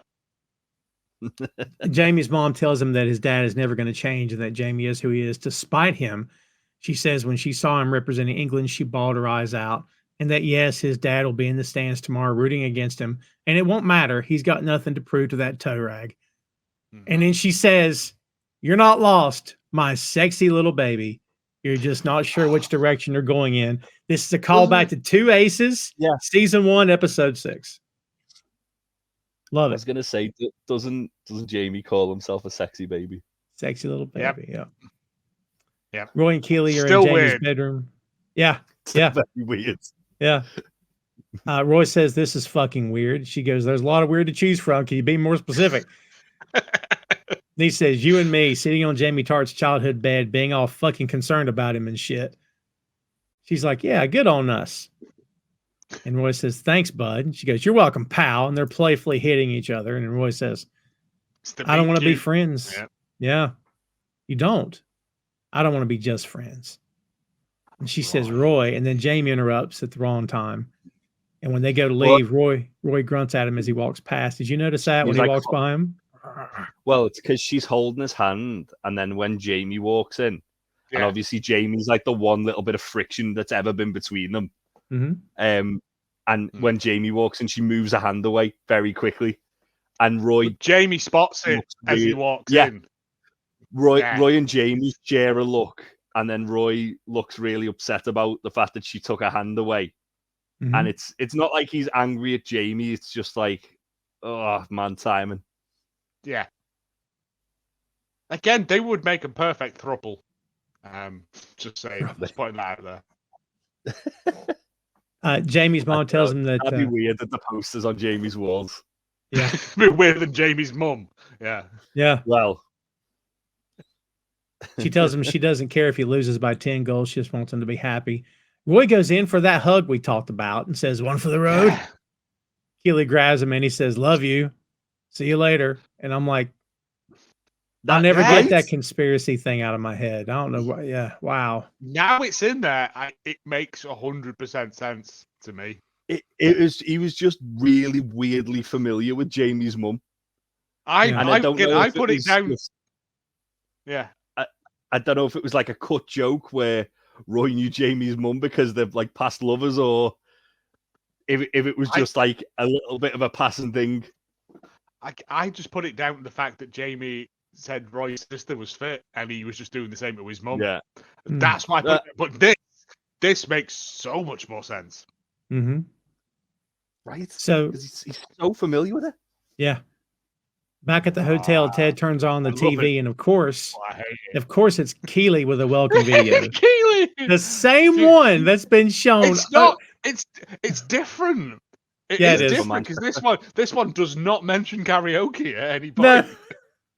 But I've not seen many karaoke places in Manchester. To be fair, is there many? Yeah, but futuristic gym equipment like yoga mats. I'm dying at that. And then she's like, "Go and see the police museum." Police museum's rubbish. Right, I've been there. It's near our old practice room. It's garbage. Never been to the police museum. If you want to go, I'll take you. You can do it in We about should 4 do a hours. day out and like vlog it for like the podcast, for like Let's the do YouTube it. channel. There's a lovely Vlog bar it. near it, actually. And I'll couple of take you lovely to all the bars near it. places Keeley recommends in the Liverpool one. Oh, Yeah, okay, we'll do that. There we go. Yeah, So we're basically going to go get drunk and do karaoke. Sweet. I'll do Islands in the Stream, but I'm being Dolly. Man, Okay. y'all get to do stuff. I don't get to do stuff. This sucks. I'm stuck over here. We'll FaceTime you in. It'd be fine. Yeah. Well, that's fine. That's fine. But yeah, it's also the Science and Industry Museum, which is not as good as it used to be when I was a kid. They removed a lot of stuff. But it is a different. So she must have done several of these for different cities, and some of them just reused them. I think that's the joke. I'm pretty sure she said in the Liverpool one that she'd done it for like a chain of hotels. But a lot of them, it's the same stuff over and over again, and they just change the city, don't they? Where I think we've went because she's in the Amsterdam one as well, isn't she? Yeah. But I'm sure she says karaoke there as well. But the Manchester one's different. Again, yeah. But it's the Hacienda Hotel, which that's what I was meant to look up before we started to see if it was a real thing. I don't know if it's a real one, but I think it is based on one. Because where the Hacienda used to be is a block of apartments, now block of flats. So interesting. Again, it's that thing because it's set in Manchester. I'm like, right, I recognise that. That's like Deansgate train station. That's there. That's that. So there's the Hacienda is a real hotel. Oh, okay, fair enough. Well, I don't know. It isn't that hotel. I was going to say it's not that hotel then. Yeah. What's it called? It's actually a Kimpton, apparently. All right. Yeah, it's so because they shown Deansgate, didn't he? Yeah, they showed Deansgate before, and by there I know is where a lot of teams stay. Because I've seen teams like arrive and by where you're down near the big is it the Albert Hall? Yes. By there. It's the big hotel where all the tourists stay when they do the conference. The Britannia, is it the Britannia? I can't remember. It's not important. No one cares about this apart from me and you, Jay. Yeah, we're just like that gif of Leonardo DiCaprio pointing at the screen from Wolf of Wall Street. Like I was because if any of the, as we said before, where Jimmy walks down that terrace street, I was like, could be anywhere in Longsight or Levenshulme or any sort of mill town of Manchester, but it also could very easily be Liverpool or Yorkshire. It could be a lot of places that street because they were all thrown up. Yeah, it looks like a road in Liverpool. It looks like 1,000 roads I've walked down in my life. You know what I mean? But just I mean, like the actual like sort of view from it as well. And possibly, there's a lot of it's the road where Bread was filmed, and there's a lot of let's not talk about Bread. Sorry, bad memories. There's a lot of stuff that's filmed on there as well to sort of showcase the north of England. Yeah, it makes sense. Yeah, but yeah, let's get back to where we were anyway. Yeah. Right, sorry, we're talking about Ted, not Bread. Ted's well done. That's a segue. That's the t-shirt. That's a segue. Back at the hotel, Ted turns on the TV, and of course, it's Keeley, as we said. His mom texts him to ask for the Wi-Fi password. Did you catch the Wi-Fi password? It's BBQS at AUCE. Yeah. Because you've got to use a unique symbol and a number. Yeah. He asks if she's good, and she hits him with, "Don't worry about me," and then says, "Kind of wish I went to the game." I'm like, I'm throwing my phone at this point. I can feel his anxiety because I know this kind of person. Classic mom guilt. Yeah. We hear the high-pitched ringing. That's the thing as well. She'd probably be like, "Well, you didn't want me there." It's like, I literally asked you to come with me. Yeah. I literally said, I'd like you to come and watch the game, watch my team win. But also she says, you wouldn't want me there. I'd make you too anxious and you might not win. So, in a way, you know. Yeah. But it's Well, that thing. He sits on the looking out for bed, each other. and that feedback kicks in, and he's Yeah. doing his hands and. Yeah. You notice that this time he didn't look as though he was going into panic attack mode. Like Dr. No, Sharon it has given him enough to kind of deal with it and work his way through it. Yeah.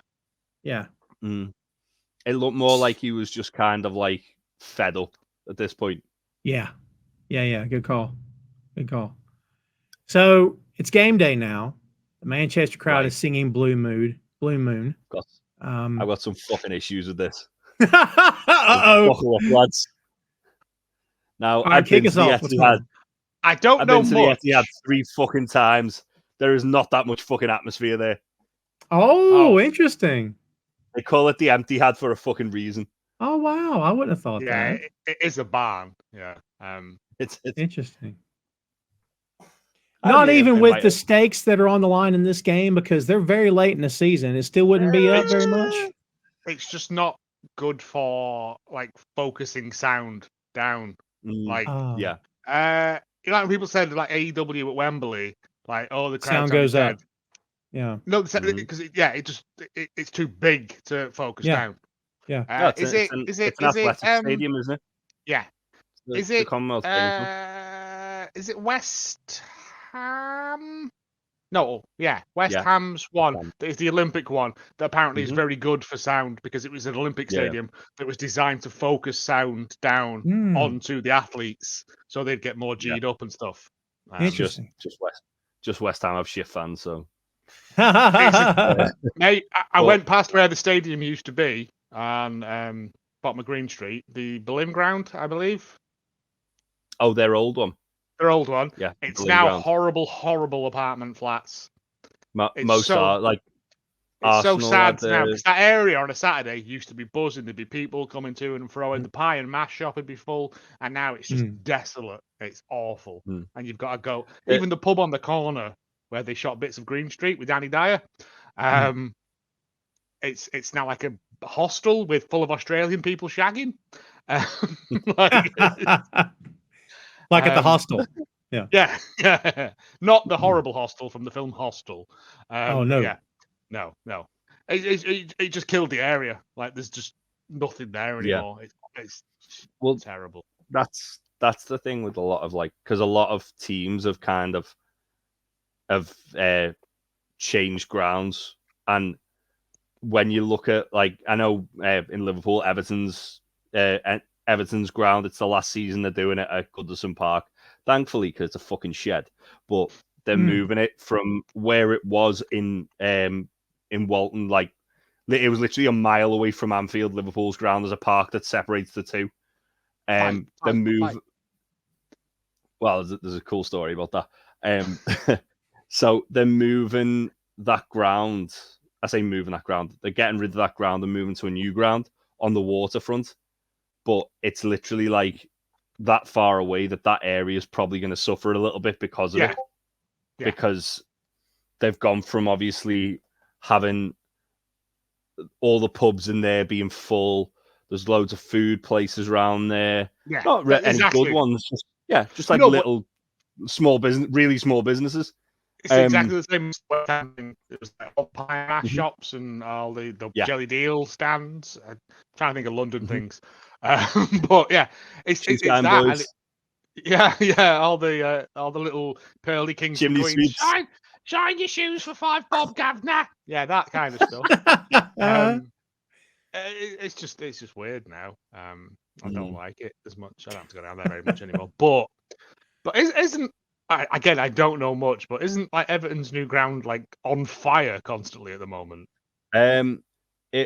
It's had a lot of problems. It's currently flooded. Because you said it was near the waterfront. That's a problem. I mean, it's on reclaimed land on the waterfront, so that's a fucking silly idea building a 50,000-seater stadium on reclaimed land. Climate what could possibly go wrong there? No. As we found out many episodes ago, a lot of Liverpool's low landing area is reclaimed from the river anyway, isn't it? So it is indeed. That's a callback to us doing actual research. That is. But yeah, you do tend to see it when like a ground, because City did it as well, didn't they? They got Main that Road. Main Road. What happened I to know Main that. Road? Because I didn't do any research. I'm going to say flats. I'm gonna probably assume it's flats. Let's do some live. Do some live. Is it the Hacienda Hotel?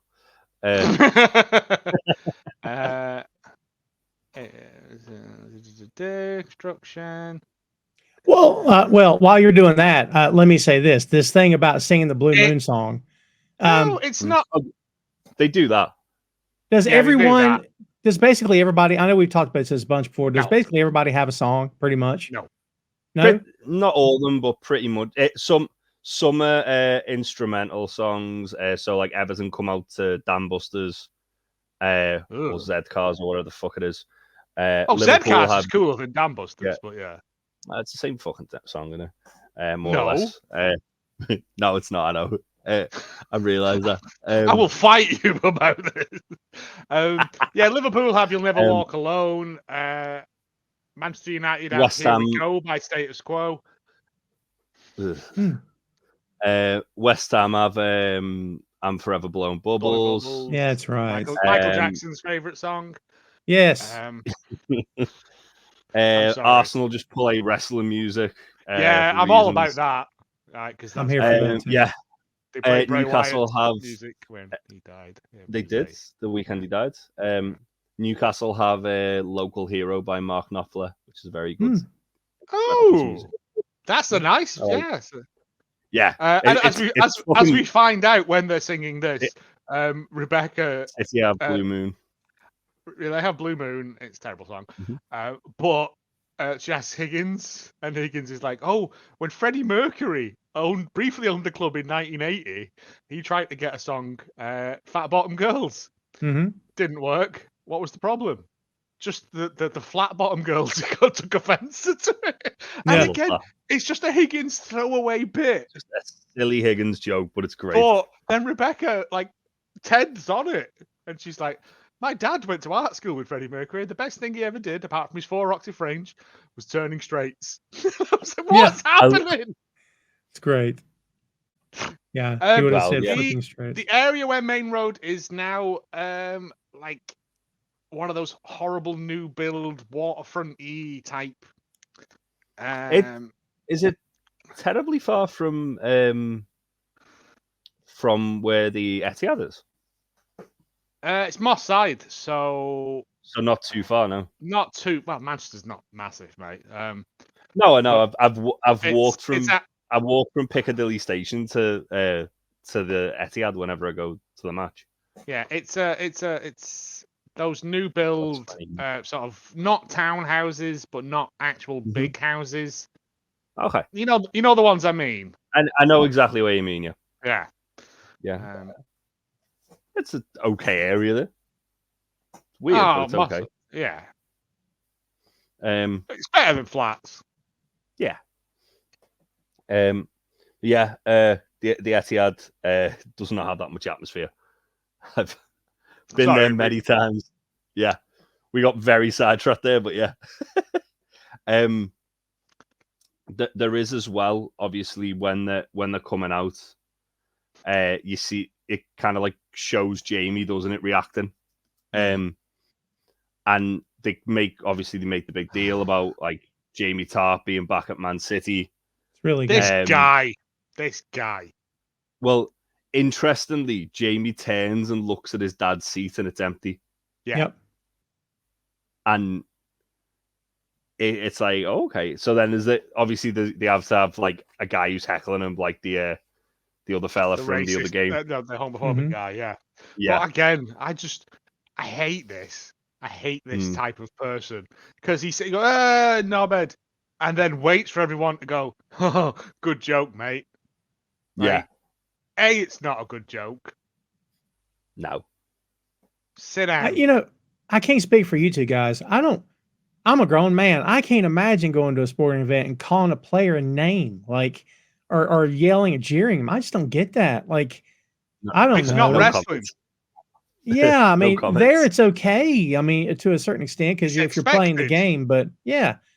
Yeah. But this, I'm like, who are you to stand up and do that? Like, man, what's wrong with you? You know? I know I my think it brother hates depends, Alan like- Shearer, but He shouldn't hate Alan Shearer. He looks just like him.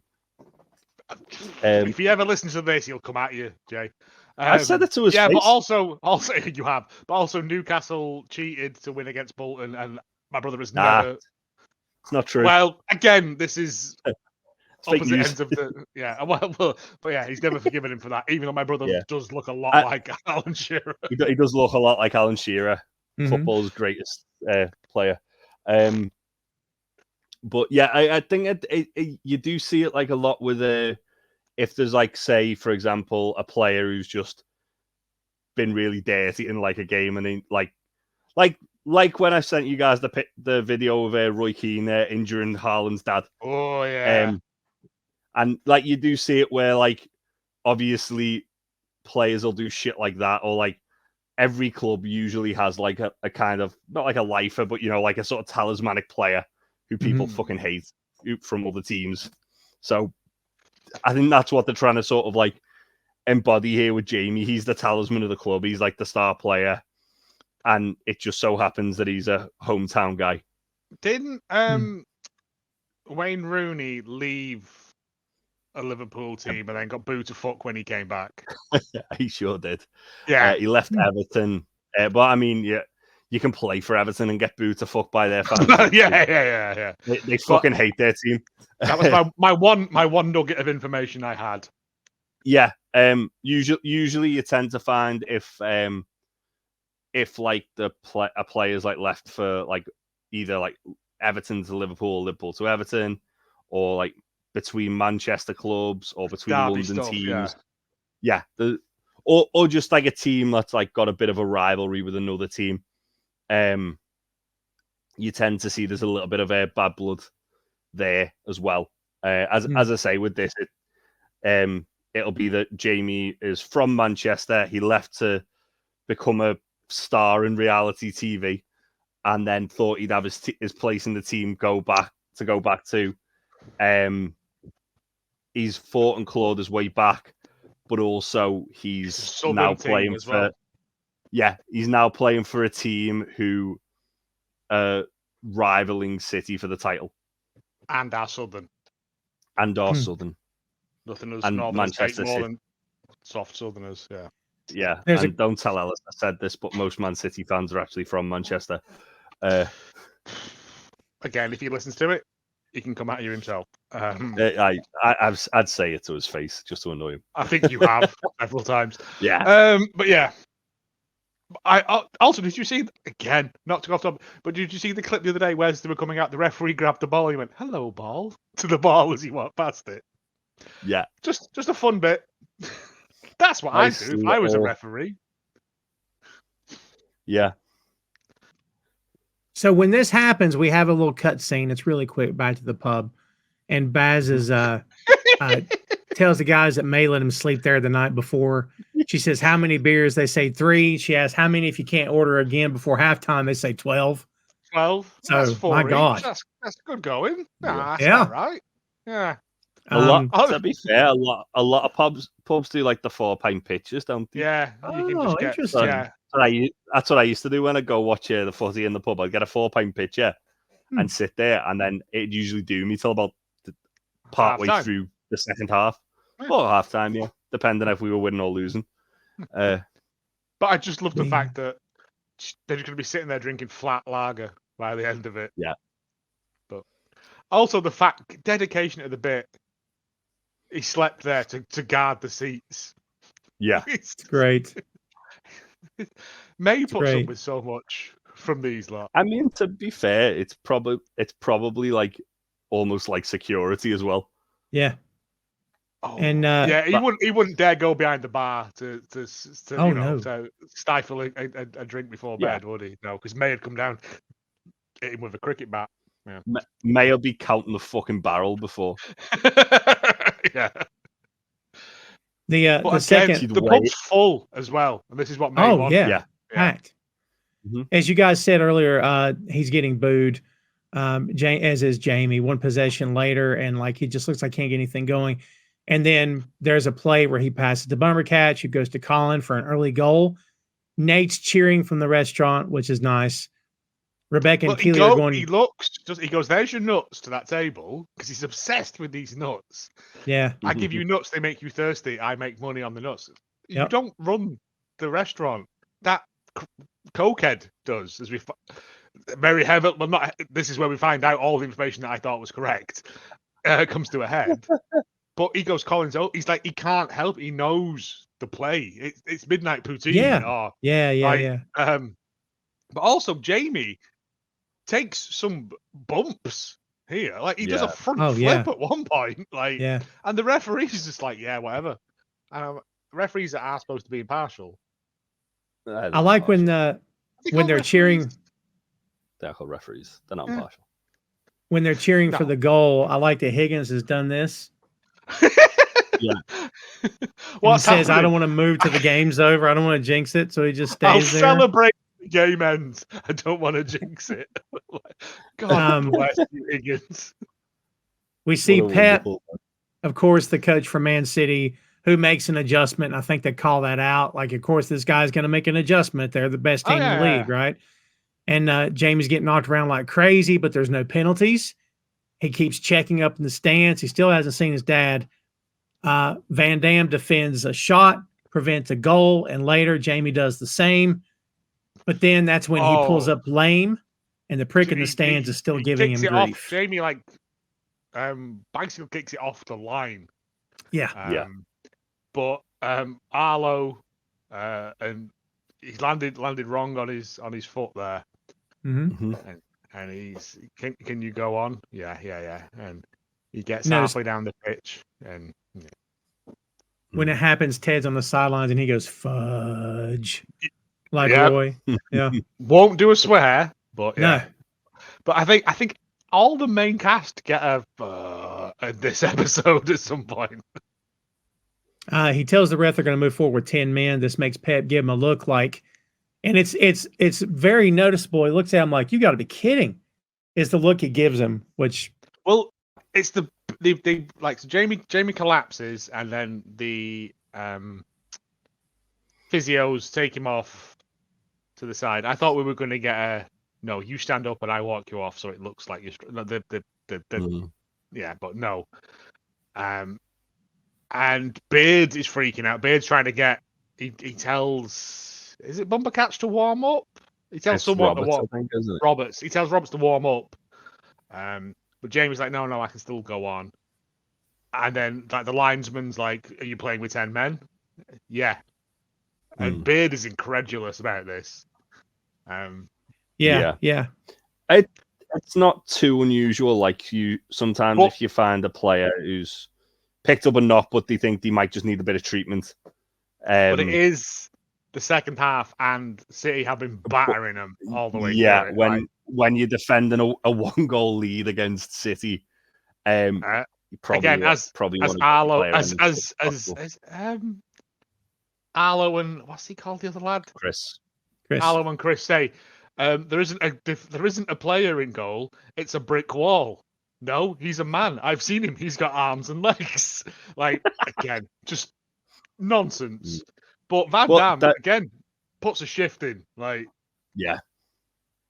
You see that with a lot of goalies, though. Like, if they've got if they realize they kind of like, it's sort of like fight or flight.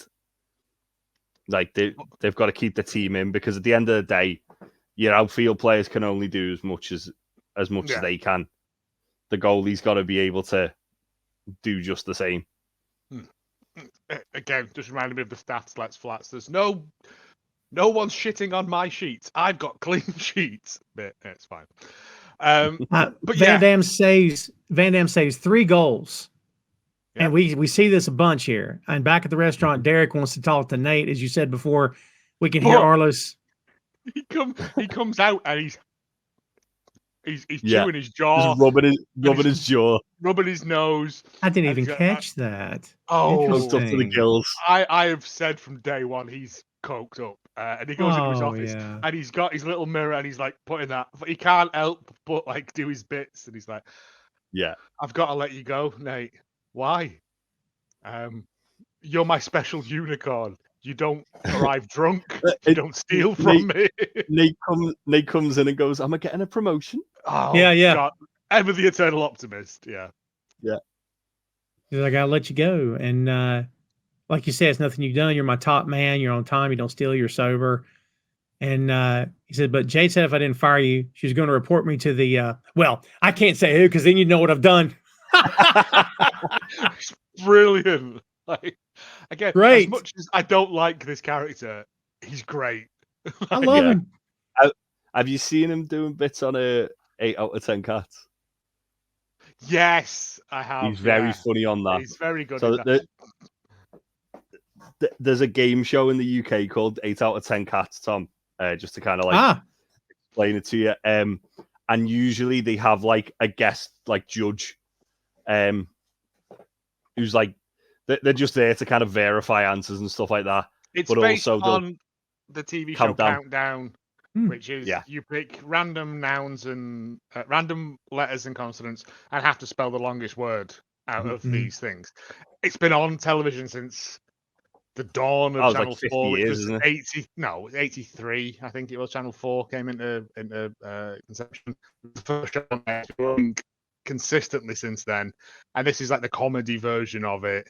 But they have comedians in what they call dictionary corner to verify that words are words and stuff. And this guy on there is pretty good. He's still not as good as John Cooper Clarke, but that's just me. He just makes like shit inventions and tries to sell them to people.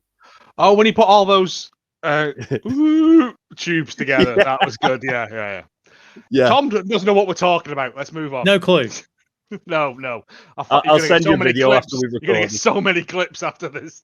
We've mentioned so much useless British stuff that you know. He's very funny. Hey, still no John Cooper Clarke though. No. And I have no idea who that is either. So, if you want to know poetry, I don't know that guy. Yeah, Salford's finest poet. Very John good Cooper poet. Clarke. Yeah. He looks like Bob Dylan playing Bob Dylan. He looks like if Robert Smith cosplayed as Bob Dylan. Yeah, that's a better analogy. I am John Cooper Clarke. Yeah. I have. Yes. I'm not familiar with him. It's very well. Good. It's very. But yes, Jamie is on the sidelines, and Ted seizes this moment to like go and do a Ted. Give him a bit of a pep talk. We can't call it a pep talk because Pep's there. You have to call it a TED talk. That's come at you for that as well. That was, jeez. Yes. Oh, shut up! I'm okay with it. I'm okay with it. I didn't like it, but I'm okay with it. To be fair, that was off the top of my head. It wasn't. I'm ashamed. Fine. That's fine. So, before we get there, Beard tells Teddy doesn't want Jamie to play hurt, but they do have to make a decision. Roy says, I'm fine with Jamie playing hurt. I played hurt all the time. Beard just turns around and goes, you can't walk upstairs. Yeah. Ted says, what are you looking up there for, Jamie? Jamie said, looking for my dad. I can't find him. It's freaking me the fuck out. He goes, yeah, I get that. It's like when you don't know where Freddy Krueger is because you know it's the second he's going to pop up and stick that knife hand of his in your face. He's like, yeah, Freddy Krueger's fucking terrifying. He says, well, he had a rough childhood, and as we all know, hurt people. Sometimes they just do it with their knife hands. When's the last time you saw your dad? Wembley. Y'all talked since then? Nope. Okay, if you could talk to him now, what would you say? I'd say, fuck you. Makes sense. Anything else? Yeah, I'd say thank you. You know what, Jamie? If hating your pops ain't motivating you like you used to, it might be time to try something different. Just forgive him. Oh, fuck no, I ain't giving him that. He said, you're not giving him anything. When you choose to do that, you're giving that to yourself. I love that line. But there's, I'm here again, God bless, I've forgotten the actor's name who plays Jamie. Oh, Phil Dunster. Phil Dunster. There's a look, he just kind of looks up and there's just a flash of recognition across, and it's a really beautiful, subtle thing. And he's like, oh God, I'm being taught against my will again. But this is he's right. And he's like, are you okay? and he puts his boot back on. I also love the fact that just the Freddy Krueger bit, like, it's just, he's got knife hands. He has got knife hands. Yeah. Jamie gets up, goes back, because apparently you have to wait for a breaking play. You can't just run on, which I guess is fair. So basically, if the ball, like if it's an open play, they've got to wait till the ball goes out. Yeah, because I thought you could just hang about the top and like then dash stoppage. in, couldn't you? Yeah. Yeah. It's not a new rule, it's a newish rule. Because there was like a player who was tying his lace on the line one time and just ran on and scored, picked up the ball and scored the fucking goal. Yeah. And everyone was like, "That's not fair. That's cheating." Isn't it? Yeah. But he comes on and everyone's booing him. That snowball in the crowd is yelling at him and going, "Hey, everyone! I'm yelling at a football player. I a cool guy." No. Sit down. You're ruining it for everyone. Sit down. Jamie's then got kind of a swagger back, hasn't he? He's beating the bricks back, slapping his badge, kissing the badge. Come on, boo me. What are you going to do? It's great. And I'm I love yes, it. Jamie's back. Keeley and Rebecca have noticed this, and Keeley's like, yes. It's so good. And as all this is happening, he's getting the applause. One of the fans says his dad would have been proud. Oh, no. This is as he comes out. This is as he comes out, and then he just literally runs up, does a solo run from the halfway line, slots the goal in, secures the 2-0 victory. Van Damme, I think, saves another one, and then that's when we get they start applauding him, and they're like, "Fair play!" I love the way that it's shot when Jamie scores the goal as well, because it would have been an amazing goal, but the fact that you can see his reaction when he takes the shot and realizes it goes in is so cool. Good. We get this cut scene to what appears to be a rehab center, and there's Jamie's dad, cleaned up. Yes, it's right here. It cut. No. Before that, it cuts to is it? It cuts to his two mates, Worm and Boggins or whatever they're called. Bug and something else. Bug and why is it called Bug? Because he eats bugs. Bug and whoever. Yeah, that's right. Bugs and shit pipe. Yeah, and there's a space between them, and they go, "Oh, Jamie's dad would have loved this. His dad would have been so proud. They would have been proud. Yeah. And you're led to believe, oh Christ, he's died. Yeah. Well, when they show the cut, again, it looks like a rehab center where we're guessing it's a detox. I'm guessing, but the actor's so cleaned up, you don't even recognize. It looked almost like an old folks home, didn't it? I thought it was a dementia. A dementia clinic. I thought. To me, it felt like it was detox, like he was getting cleaned up for the first time ever. Could be. Again, I thought prison at first, but then there was a woman in there, so that put that out of the equation. And then my options were detox or mental health. And but he's not dead, so that's good. I didn't even recognize the actor. He was so drastically different. I'm like, is that the same actor? He looked great. Honestly, looked healthy for a change, Yeah. But that's crazy. Van Damme has another save here. The guy's on fire. AFC Richmond wins. Higgins can finally stand up and cheer. He can finally move. You get that bit at one point. She moved his head. It's the bit where Jamie scores and she moves his head. Thank you. Yeah. He's like, what's going on? And she just moves his head. Pep and Ted have a moment, and Ted tells him, "You're a tough guy to beat, man." And this is great because he says, don't worry about wins or losses. Just help these guys be the best version of themselves on and off the pitch. This, at the end, is the most important thing. Yeah. I'm like, all right, that's a bit on the nose, but I'm okay with that. One thing we did just kind of gloss over there as well is after the goal, Ted takes Jamie off and he gets a standing ovation. Yeah. That's right, yeah. It's a late substitution. Which, to speculate on season 4, which I know we don't want to do, I think if obviously Phil Dunster can't come back, maybe he is a City player in season 4, so he can make a guest appearance Because they definitely planted the seed that Jamie's going to probably move to City in the summer. Interesting. Don't like that, but yeah. I don't like it either. Makes sense. No, but it's just one I of like those things, it being isn't it? my perfect cocoon of lovely.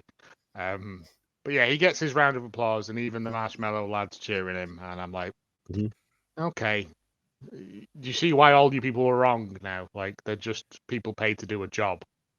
Right? Well, after Pep talked to Ted and he turned around and did that to Beard's Oh my God. oh my God.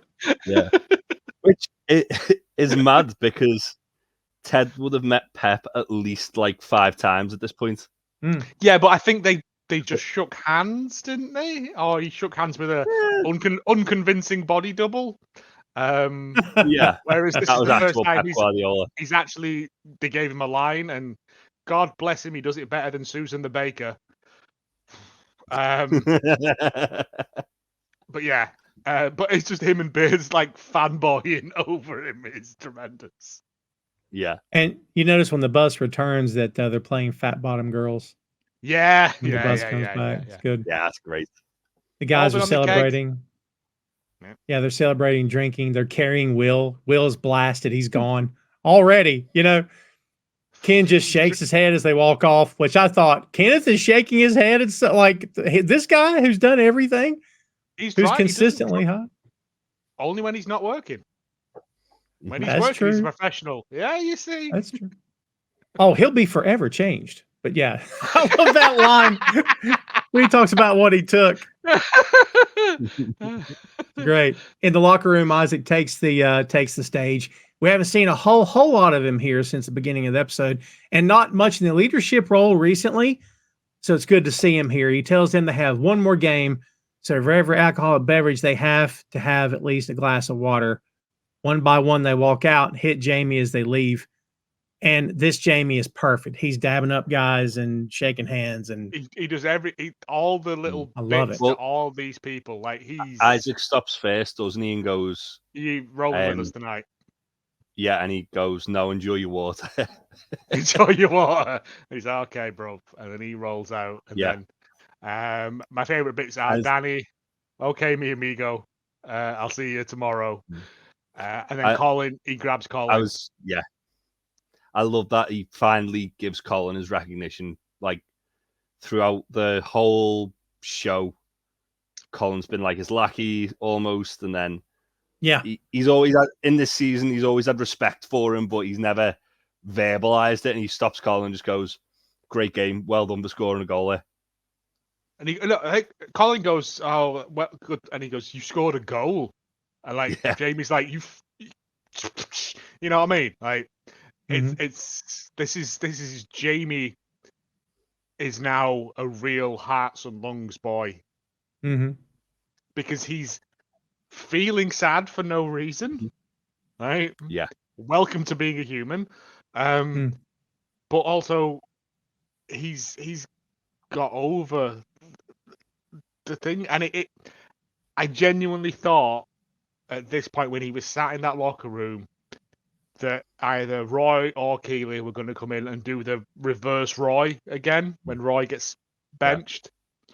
But it just ends on him sat in there on his own. And it's not sad. It's not sad. It's just... Well, there is a little bit because there's obviously, like, as I say, there's the whole sort of... he's just kind of reflecting on everything, but he's looking around as if he's like, almost, he's got to look as if to say, "Am I going to be here next season?" Because he has that little chat with Pep. I think it's one of those things as well. City come in for him. It's his boyhood club. He'd want to go, but also, does he want to go because he loves Richmond? And also, would they just make Richmond an offer they can't refuse? Also, as he walks off the pitch when he gets benched. Roy whispers something in his ear as well as he walks off. Yeah, he does. We don't know what that is. Nope. Interesting. It will be like whatever Michael whispers to Pam, or whatever at the end of The Office. Corrupt FM. No. Lost in Translation. Like it's just Whatever. It's just a mystery. It's whatever you want it to be. I'm thinking. I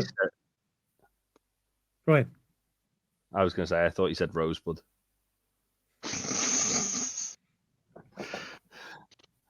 That's. I was going to say season 4 of Ted Lasso. So, Jay, he just goes, "I am your father, Luke." Yeah. oh, I fuck your mum. Yeah. yeah. Behind the bins near the big wimpy. Yeah. Beard's going to leave and tells Ted he'll see him later for karaoke. He goes, "I will of course sign us up for Islands in the Stream, but I'm calling dibs on Dolly." Yep. Ted says he can't go. He's having dinner with his mom.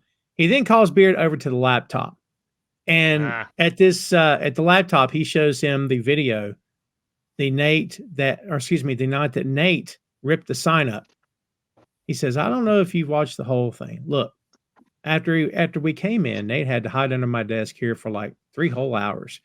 We were all whooping and hollering and celebrating. And then once we all split, he thought it was in the clear, and boom, cleaning crew shows up. Oh man, that's another 2 hours under that desk. Well, and after they leave, he crawls out. His legs just got to be jelly. He can barely stand. Look at this. He goes back to check the doors, but they're all locked. Oh man, that son of a gun had to climb out the window and just to get out of the building." He says, "I don't know about you, coach, but I hope that either all of us or none of us are judged by the actions of our weakest moments, but rather by the strength we show when and if we're ever given a second chance. All right, have fun tonight, coach." And I'm thinking, you asshole, like, you know what you did. Oh, he's deliberately done it. Yeah. Because as soon as he shows him that footage, Beard's face sets into that thing. Yeah. And not wanting to be Johnny Continuity, but Nate would have been found under that desk because Ted goes into that office immediately after that game and sits down. In the earlier episode, he does. He does. Yeah, that's right. But it doesn't matter because it's TV. But yeah. I also like the fact that Nate falls up, just tremendous pratfalls all the way through this, trying to escape. Thinking like it's just good dumb stuff. But yeah, and Ted knows what he's done. Sure. And as he's doing that on the footage, I kept thinking, first I'm mad at him. And then I'm like, well, this is pathetic now.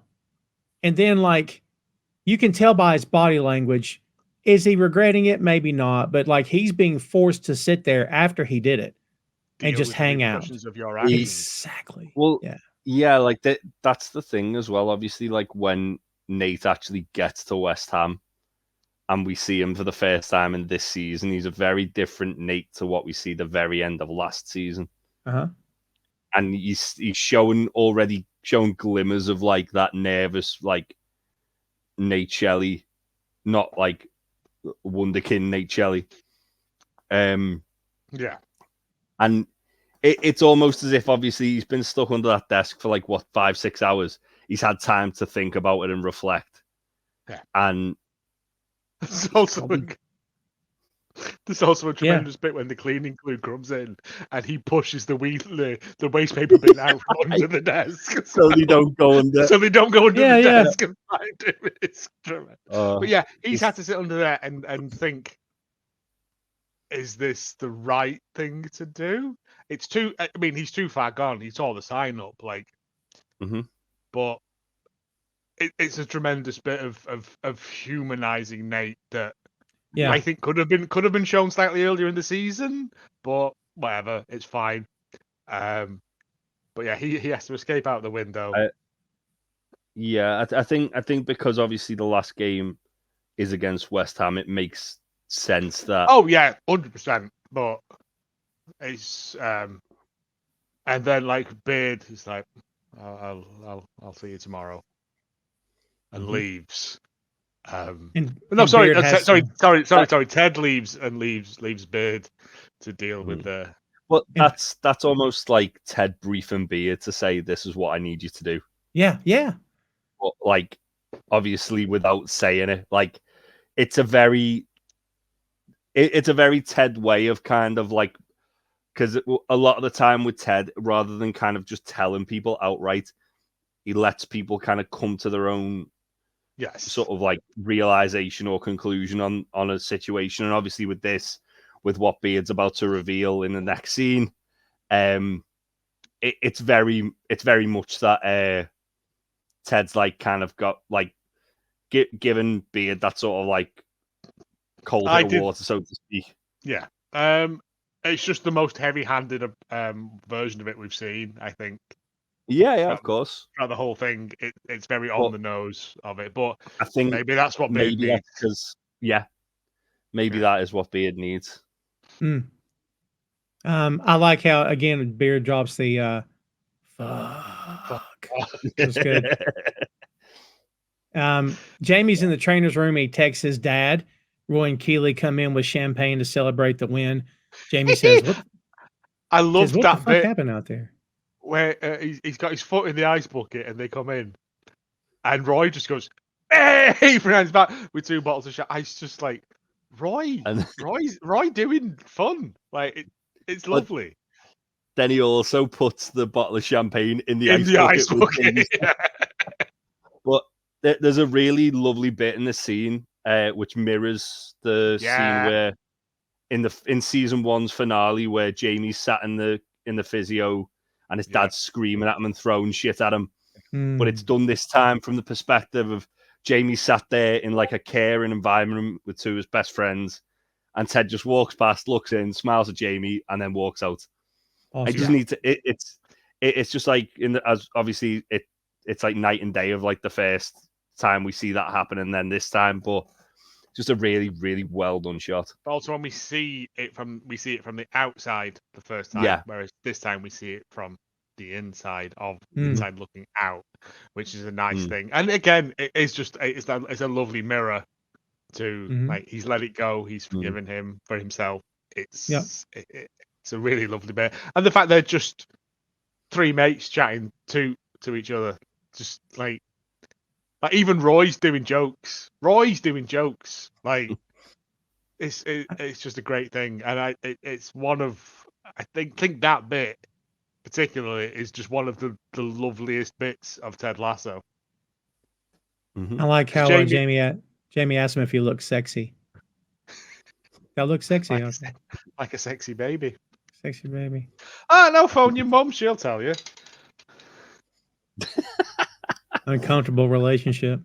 Back at Nate's place, Jade has brought him takeout that somebody didn't pick up. He tells her that Derek fired him, and she's very over the top, calling him a bastard. And I'm sure he's figured it out. He tells her she was right. He has to go back and make it right. He's writing an apology to Ted in 60 pages so far. Great. But as we know as well from earlier episodes, like her voicemails to him are 30 seconds. His are 5.5 minutes. Like it's one of those things that like opposites attract. Like she's really blunt and abrupt, and he's very like overthinks everything and very like thoughtful about it, and she's just like very straight to the point and abrupt. But the buzzer goes through the door. Yeah. And even when the buzzer goes, she picks up the letters and just like starts editing it. She goes 60 pages and just starts striking stuff out at random. It looks like. This right now we get to the emotional gut punch of this episode. Well, it's like I'd say the big uppercut gut punch, because there is a little follow through later on. But Nate opens the door, and we get this smash cut of Beard just stood behind the security glass, glaring at him. It's horror movie music is playing. It's great. I love Nate's reaction is, "Are you going to kill me?" Well, he opens the door and he goes, "Are you going to kill me?" And we get Beard's all the way through the 36 episodes of this that we've done. We've always said Beard is an enigma wrapped in a beard, in a hat, in sunglasses. We need to know more about him, and we find here his origin story, and it genuinely. I only watched this season once when it came out, and I rewatched it today, and it. Yeah, go on, Tom, take it. Yeah, he First off, when Nate comes out the door and he goes, "Oh my God." I miss the "oh my God." I've missed it. But yeah, he lets Beard in and he says, Beard leads with this and doesn't say hello. Ted and I met playing college football. He was the backup punter. He said he was the punter. I was the backup kicker. Excuse me. We never got in a game, but we spent a lot of time together jogging and doing box jumps. After school, we went our separate ways, and he was dating Michelle, got into coaching, and I got into prison. First time I saw that, I'm like, what? When I got paroled, I had no money. Family didn't want me. I had nowhere to go. So I looked up Ted. He took me in, fed me, let me crash on his couch. And in return, I stole his car. Now, I didn't get far, and I would have gone straight back to prison if Ted didn't come down there and convince those cops that he gave me the car. Nathan just said, like just in like in Les Mis. I'll do Nathan. You do. Okay. Ted. Our story is Just very like in similar Les to Mis. Les Mis. Yes. Our very story is You very went- similar to Les Mis. Yes. You went to prison? Yes, for stealing a loaf of meth. A loaf of meth! Dude! That's actually about one. It's for loaf of bread, isn't it? But yeah. Oh my God. Like, I don't know if there's kilos of cocaine, loaves of meth. I don't know. No, but like, it's the Les Mis riff. It's because Oh, I Samuel see. Johnson Okay, sent okay. down for a loaf of bread. gotcha. That's where, yeah. Oh, and then I I stole don't know from if my. meth does come in loaves. I don't know. I was gonna say, I don't know. Oh, that's probably not that funny, kids. If you're going through something, my apologies. And then I stole from my friend who forgave me, and he sighed after that and gave me a job and a life. So to honor that, I forgive you.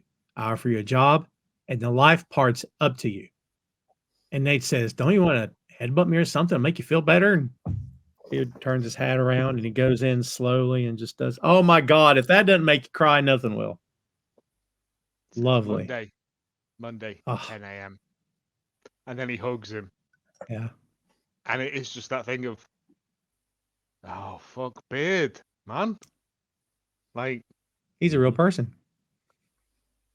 Yeah. I mean, my note here is, God, this is fucking show, man. Weepy through the whole thing. That was my note. So, Yeah. because when we were rewatching it, my Mhm. wife went, why was Beard in prison? I was like, watch it for 30 more seconds. Jesus Christ. It's Ted Lasso. Stuff is explained. Nothing's left hanging. Like, everything is for a reason, as we've always said. But it is just Beard has to do for Nate what Ted did for him. Mhm. And as we've said a million times, what is this show about? Redemption, friendship, yeah. being the best version of you that you can be. Yeah. Yeah. And Beard's the final piece of that puzzle for Nate as well. Like, but also kind of for Beard. Like, Ted getting Beard to forgive Nate it's what Nate needs to come back to the club. It's what Beard needs to kind of like be the man that Ted's like knows he can be. Yeah. If Ted had have said to Nate, gone to him and said, "I want you back," ooh baby, Nate would have gone, but it wouldn't have been right because there would have been that animosity with Beard. Yeah. Because Beard is the one he hurt the most. Beard was the one who stood up for Nate. Beard was the one who gave him that shot. Mm-hmm. Yeah. We don't have to spend 30 minutes on this because I realize we could, but I just made the connection in my head of when he went to bring Jamie back, he didn't tell Sam ahead of time. And he knew that of everybody on the team, Sam had the biggest problem with it, which is interesting. Also, he's also told Sam to be a goldfish. And it's Ted again. Ted like reinforcing his own advice that he's given Sam. Be a goldfish. Forget about all the other shit that's happened before and move forward. And to be fair, again, like with Sam, it's a lot more subtle than Beard coming to like this conclusion with this, because I feel like this part of this was shit. We've got 2 episodes. We need to fix this for the last episode. How dare you? Only part of it, but also like Sam, you see it gradually over time where Jamie's trying to be nice to Sam, and Sam's like, "Fuck you," and then Eventually, they're working as a team, and Sam's like, okay.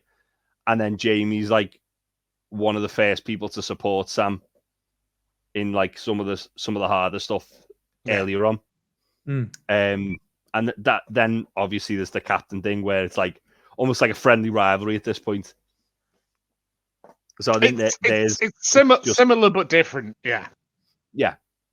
As I say, it all comes down to the advice Ted gave Sam in episode 1: be a goldfish, and he says it to Sam as well when Sam's angry about him bringing Jamie back, and he's like, give him a chance for a second chance, because that's again another theme throughout the show is redemption and second chances. And like basically Jamie and Ted prove Sam right. Prove Sam wrong, that they're right. I should say. Well, we've got one more loose end to tie up, one more relationship to address before we take it home here shortly. And this is between Ted and his mom. And this is big. He comes back to his flat and Dottie's congratulating him on the big win. I didn't know if you'd be in the mood for meatloaf or lasagna, so I made both. I'm happy. And then Ted just stops and says, Mom, what's wrong? Why are you here? And she's like, what do you mean? So, I mean, if you got something you need to say to me, I'd appreciate if you just went ahead and said it. She goes, oh, stop. I just want to spend my last night in London with my son and make sure everything was all right. He goes, yeah, well, okay. Thank you for cooking dinner, both of them. And fuck you for not wanting to talk. When I first saw this, I'm like, whoa. She's like, excuse me? You know Ted's angry because Ted's done a swear. Yeah, and it's the F word. Yeah, no cursing. Multiple times. Oh, well, yeah. That's how you know that Ted's furious, because he reiterates this point. Also, it's one of the first times in the show where another character that's not Dr. Sharon or Rebecca have give Ted some sort of like not really give advice, but it's obviously Jamie said what he said to say to his dad, and Ted took that as like advice of, well, this is how I'm going to approach this with my mum. And it gets worse. Thank you for flying all the way here to come see me, and fuck you for not telling me you were coming. Thank you for all the small, silly little things you did for me as a kid, like hiding notes in my lunchbox or putting googly eyes on the fruit at the supermarket just to make me laugh. And fuck you for not working on yourself or seeking help after we lost Dad. And for not talking to me about it either. Just glossing over the whole thing and acting like everything was all right. She says, I'm sorry, I didn't know what to do, Ted, so I pretended I was okay. He goes, well, thank you for the apology. And fuck you for making me think I had to pretend to. She says, all right, I appreciate you sharing this with me. I just wish you hadn't carried around for so long. He goes, yeah, okay. And she says, all right, you're right. And I have something to say to you. Your son misses you. He says, I know. She goes, I miss him. She goes, I miss him too. And he starts crying. He says, like, I'm scared sometimes to just get close to that little boy. And she says, why? He says, because I know he's going to leave. And she says, oh, well, he goes, God, no, not like that. He says, and she's like, oh, all right. Well, this is the thing about being a parent. Sometimes you lose and sometimes you win. But most times you just tie. All we can do is just keep playing. Keep playing. I love it. And he says, right. And he says, thank you. And she says, fuck you. It's great. It's a tremendous bit of Ted's realizing that his dad messed him up, but his mum not acknowledging what happened at all and just continuing on as if nothing happened. It's so much worse. Yeah. Oh, yeah. Let me tell you this, and I won't go too deep down into the weeds with this. All right. But I see a lot of my mom here, and she doesn't deal with things either. And it's always, honey, I'm fine. And she does the old Southern grandma thing, right? This is my mom entirely. Number two, if I ever said fuck you to my mom, she'd pass out. She may have a stroke or a heart attack. I mean, I don't know if I've even raised my voice to my mom in anger. No, but it's that thing of this is how angry Ted is, and this is the only way he's going to get through to her. Yes, got to get her attention. Is by doing this, and after the beard thing and this straight into it, because it is back-to-back scenes. It's just like, can we cut back to Danny Rojas eating a kebab, please? Jesus. Yeah, and he realizes what he did. He's like, I'm sorry about that. You know what? Let me make up to you. Why don't you take a seat and I'll serve you dinner for once, okay? She goes, this therapist might be doing you some good. He says, I'm going to leave her out of this. I'll wait till she hears about it. He says, you know what? He's back. Ted's back on the bits now. Yeah, He's made his peace with it.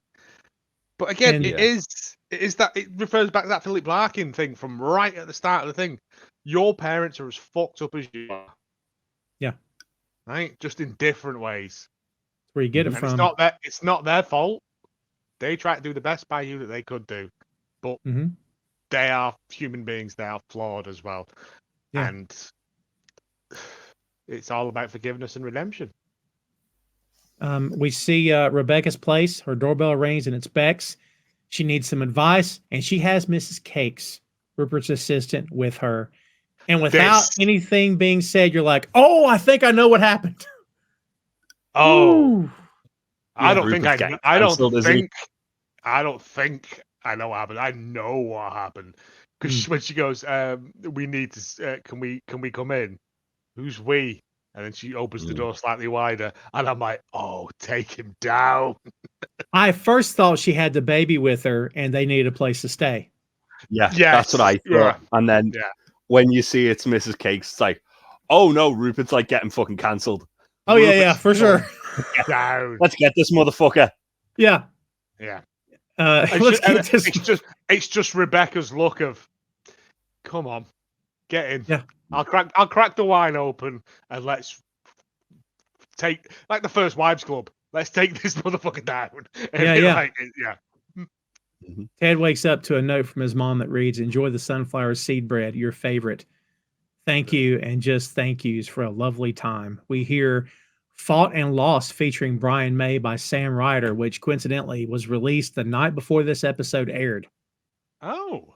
I didn't know that. So, last bit of trivia here. Ted comes into his office and Rebecca's looking at the triangle on the wall. She says, do you know this John Wooden? He goes, no, ma'am. Never had a chance to meet him. She goes, oh, pity. I like this. He says, I mean, if you don't like that, you don't like ice cream. I have a thing that I found out. John Wooden was known as the Wizard of Westwood. Furthermore, jabbing home the point of the Wizard of Ozness of There's No Place Like Home of this episode. You see. Well done.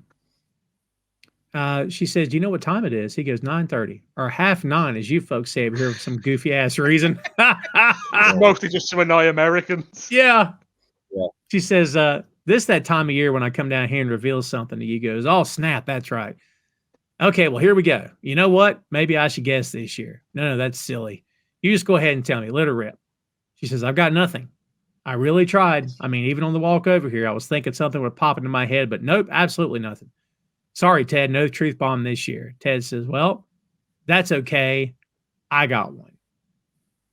And then as the screen goes black, we hear Home by Brandy Carly playing.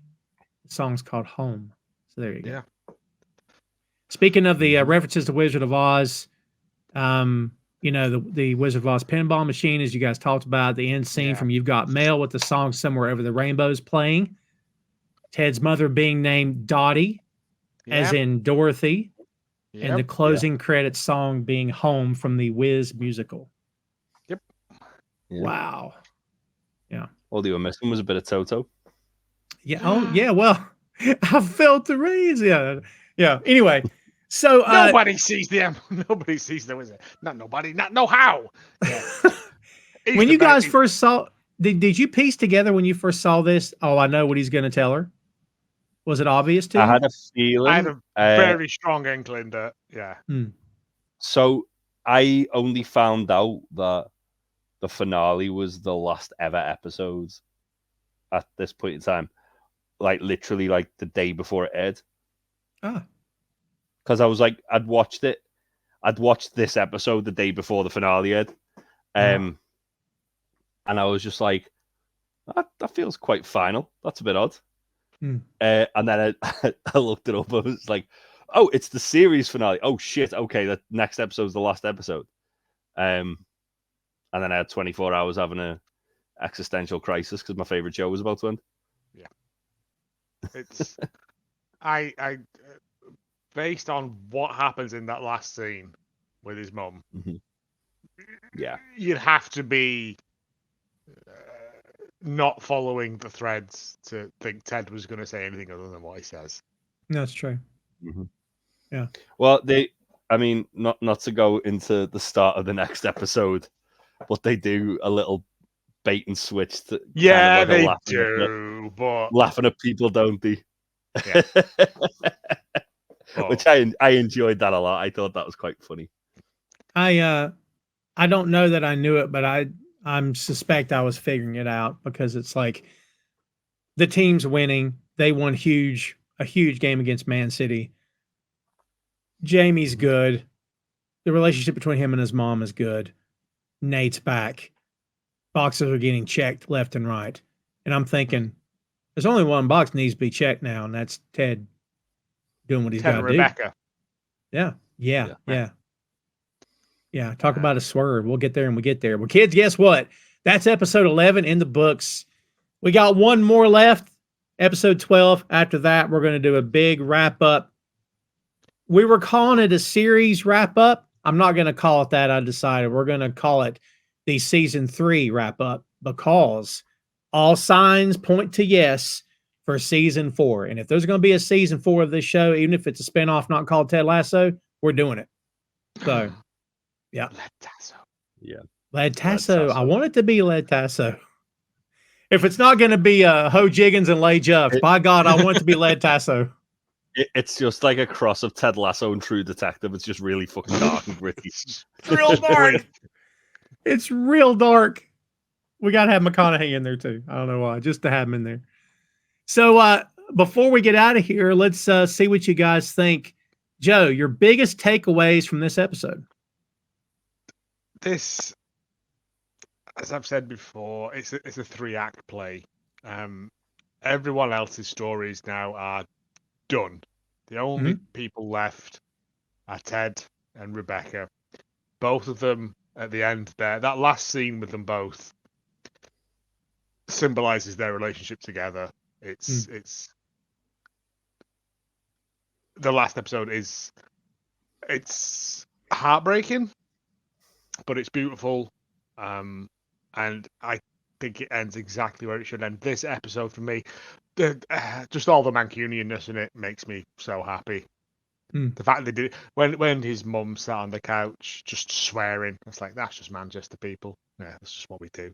Like, it's lovely, but that's all the tertiary, all the secondary characters are done now. The last episode is just Ted's farewell. Farewell, because we don't know if he's going yet, but we do. We do, yeah. We've kind of all speculated what season 4 is going to be. He'll be involved, but if let's say there's 10 episodes in that show, whatever that show is going to be called, we might see him 3 times. But you know what I mean? I think he'll be sort of in the background, maybe not present, but Zoom call or FaceTime or just show up in the end. I don't know, but we can speculate on that when we've got a belly full of kebabs. Oh, there you go. Yeah, we're thinking about the season 3 rundown. So yeah. What we're gonna do. Chips. Or fish and chips. Yeah, whatever we can get our hands on. What we fancy. Yes. Jay, what do you think, buddy? I think this, as far as like this season goes, this is probably that last like 15 minutes is like the most emotional of the show. For me, I think that I'm dreading watching the finale because I remember what I was like when I watched it. Yeah. I'm dreading it. Yeah. But a lot, as I said at the top of the episode, a lot of this kind of like this episode, there's a ton of like Wizard of Oz parallels. It's all about like there's no place like home, and obviously the anxiety of going or getting home can Mhm. sometimes be more than the actual, like, actually when you're there and realizing you're home. Yeah. But yeah, it's pretty much like highway to the danger zone now for the last episode, isn't it? Yeah. Yeah, I'm glad someone said it besides me. Like, doing this show has been a freaking blast, and I'm looking forward to a season 4 to do this again with you guys. But like, I am not looking forward to watching that last episode. I'm gonna tell you right now, No. at all. And like, that's why. But I think it'll be lifted to a degree because I know we're gonna get something happening soon in the future. At least maybe by the end of next year. But I doubt we get it that quick. But we'll see. I don't look at it like that. I'd look at it as this story is wrapped up, and Yeah, that's fair. That's the story Mhm. told, and that's I would rather do that than drag it out any further. Like, Yeah. it does exactly what it needs to do. Just Mhm. it ends where it needs to end. If people are angry that it didn't end the way they wanted it to end, that's on you.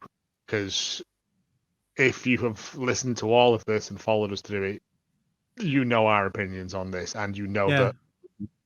that the ending is the Yeah. right ending. Yeah. I mean, this show is one of the best pro wrestling shows I've ever watched. I mean, there's emotion, there's drama, there's comedy, there's a little bit of sports, there's a little bit of action, and characters behave as they're supposed to. Nothing looks weird or seems out of character, and everybody's stories get resolved in the end. Like, that's wonderful. That's the best written. Yeah. Bookers, take notice of Ted Lasso. Yeah. My God, this is how you do it. This is how you do it. Well, kids, that's going to do it for us. Again, episode 11 in the books. And then there was one, right? So we're going to do number 12. By the time you watch this, it's in regular rotation, new episodes every Saturday at 10 a.m. Eastern. Until the next one will probably be heavy. Fair warning, it'll be heavy. And then the season 3 rundown, which is going to be light. There'll be food. There'll be fun. And that one won't be as heavy. It'll be much more lighthearted, I'm sure. And we have yet to record those two as we do this right now today. But again, you'll see it in real time as it plays out. That's what we've got for you this time, kids. Again, please continue to follow the show, boinkstudios.com, BOINK, boinkstudios.com. You'll find all the podcast links for Two Nations, also to my shows and to the shows of these two gentlemen you see on the screen before you. And thank you, as always, for hanging out with us, for watching the video, for downloading the audio. Please continue to like, share, and subscribe wherever you can. And hold on, kids. We're almost done. So for Jay and Joe, I'm Tom. See you next time, kids.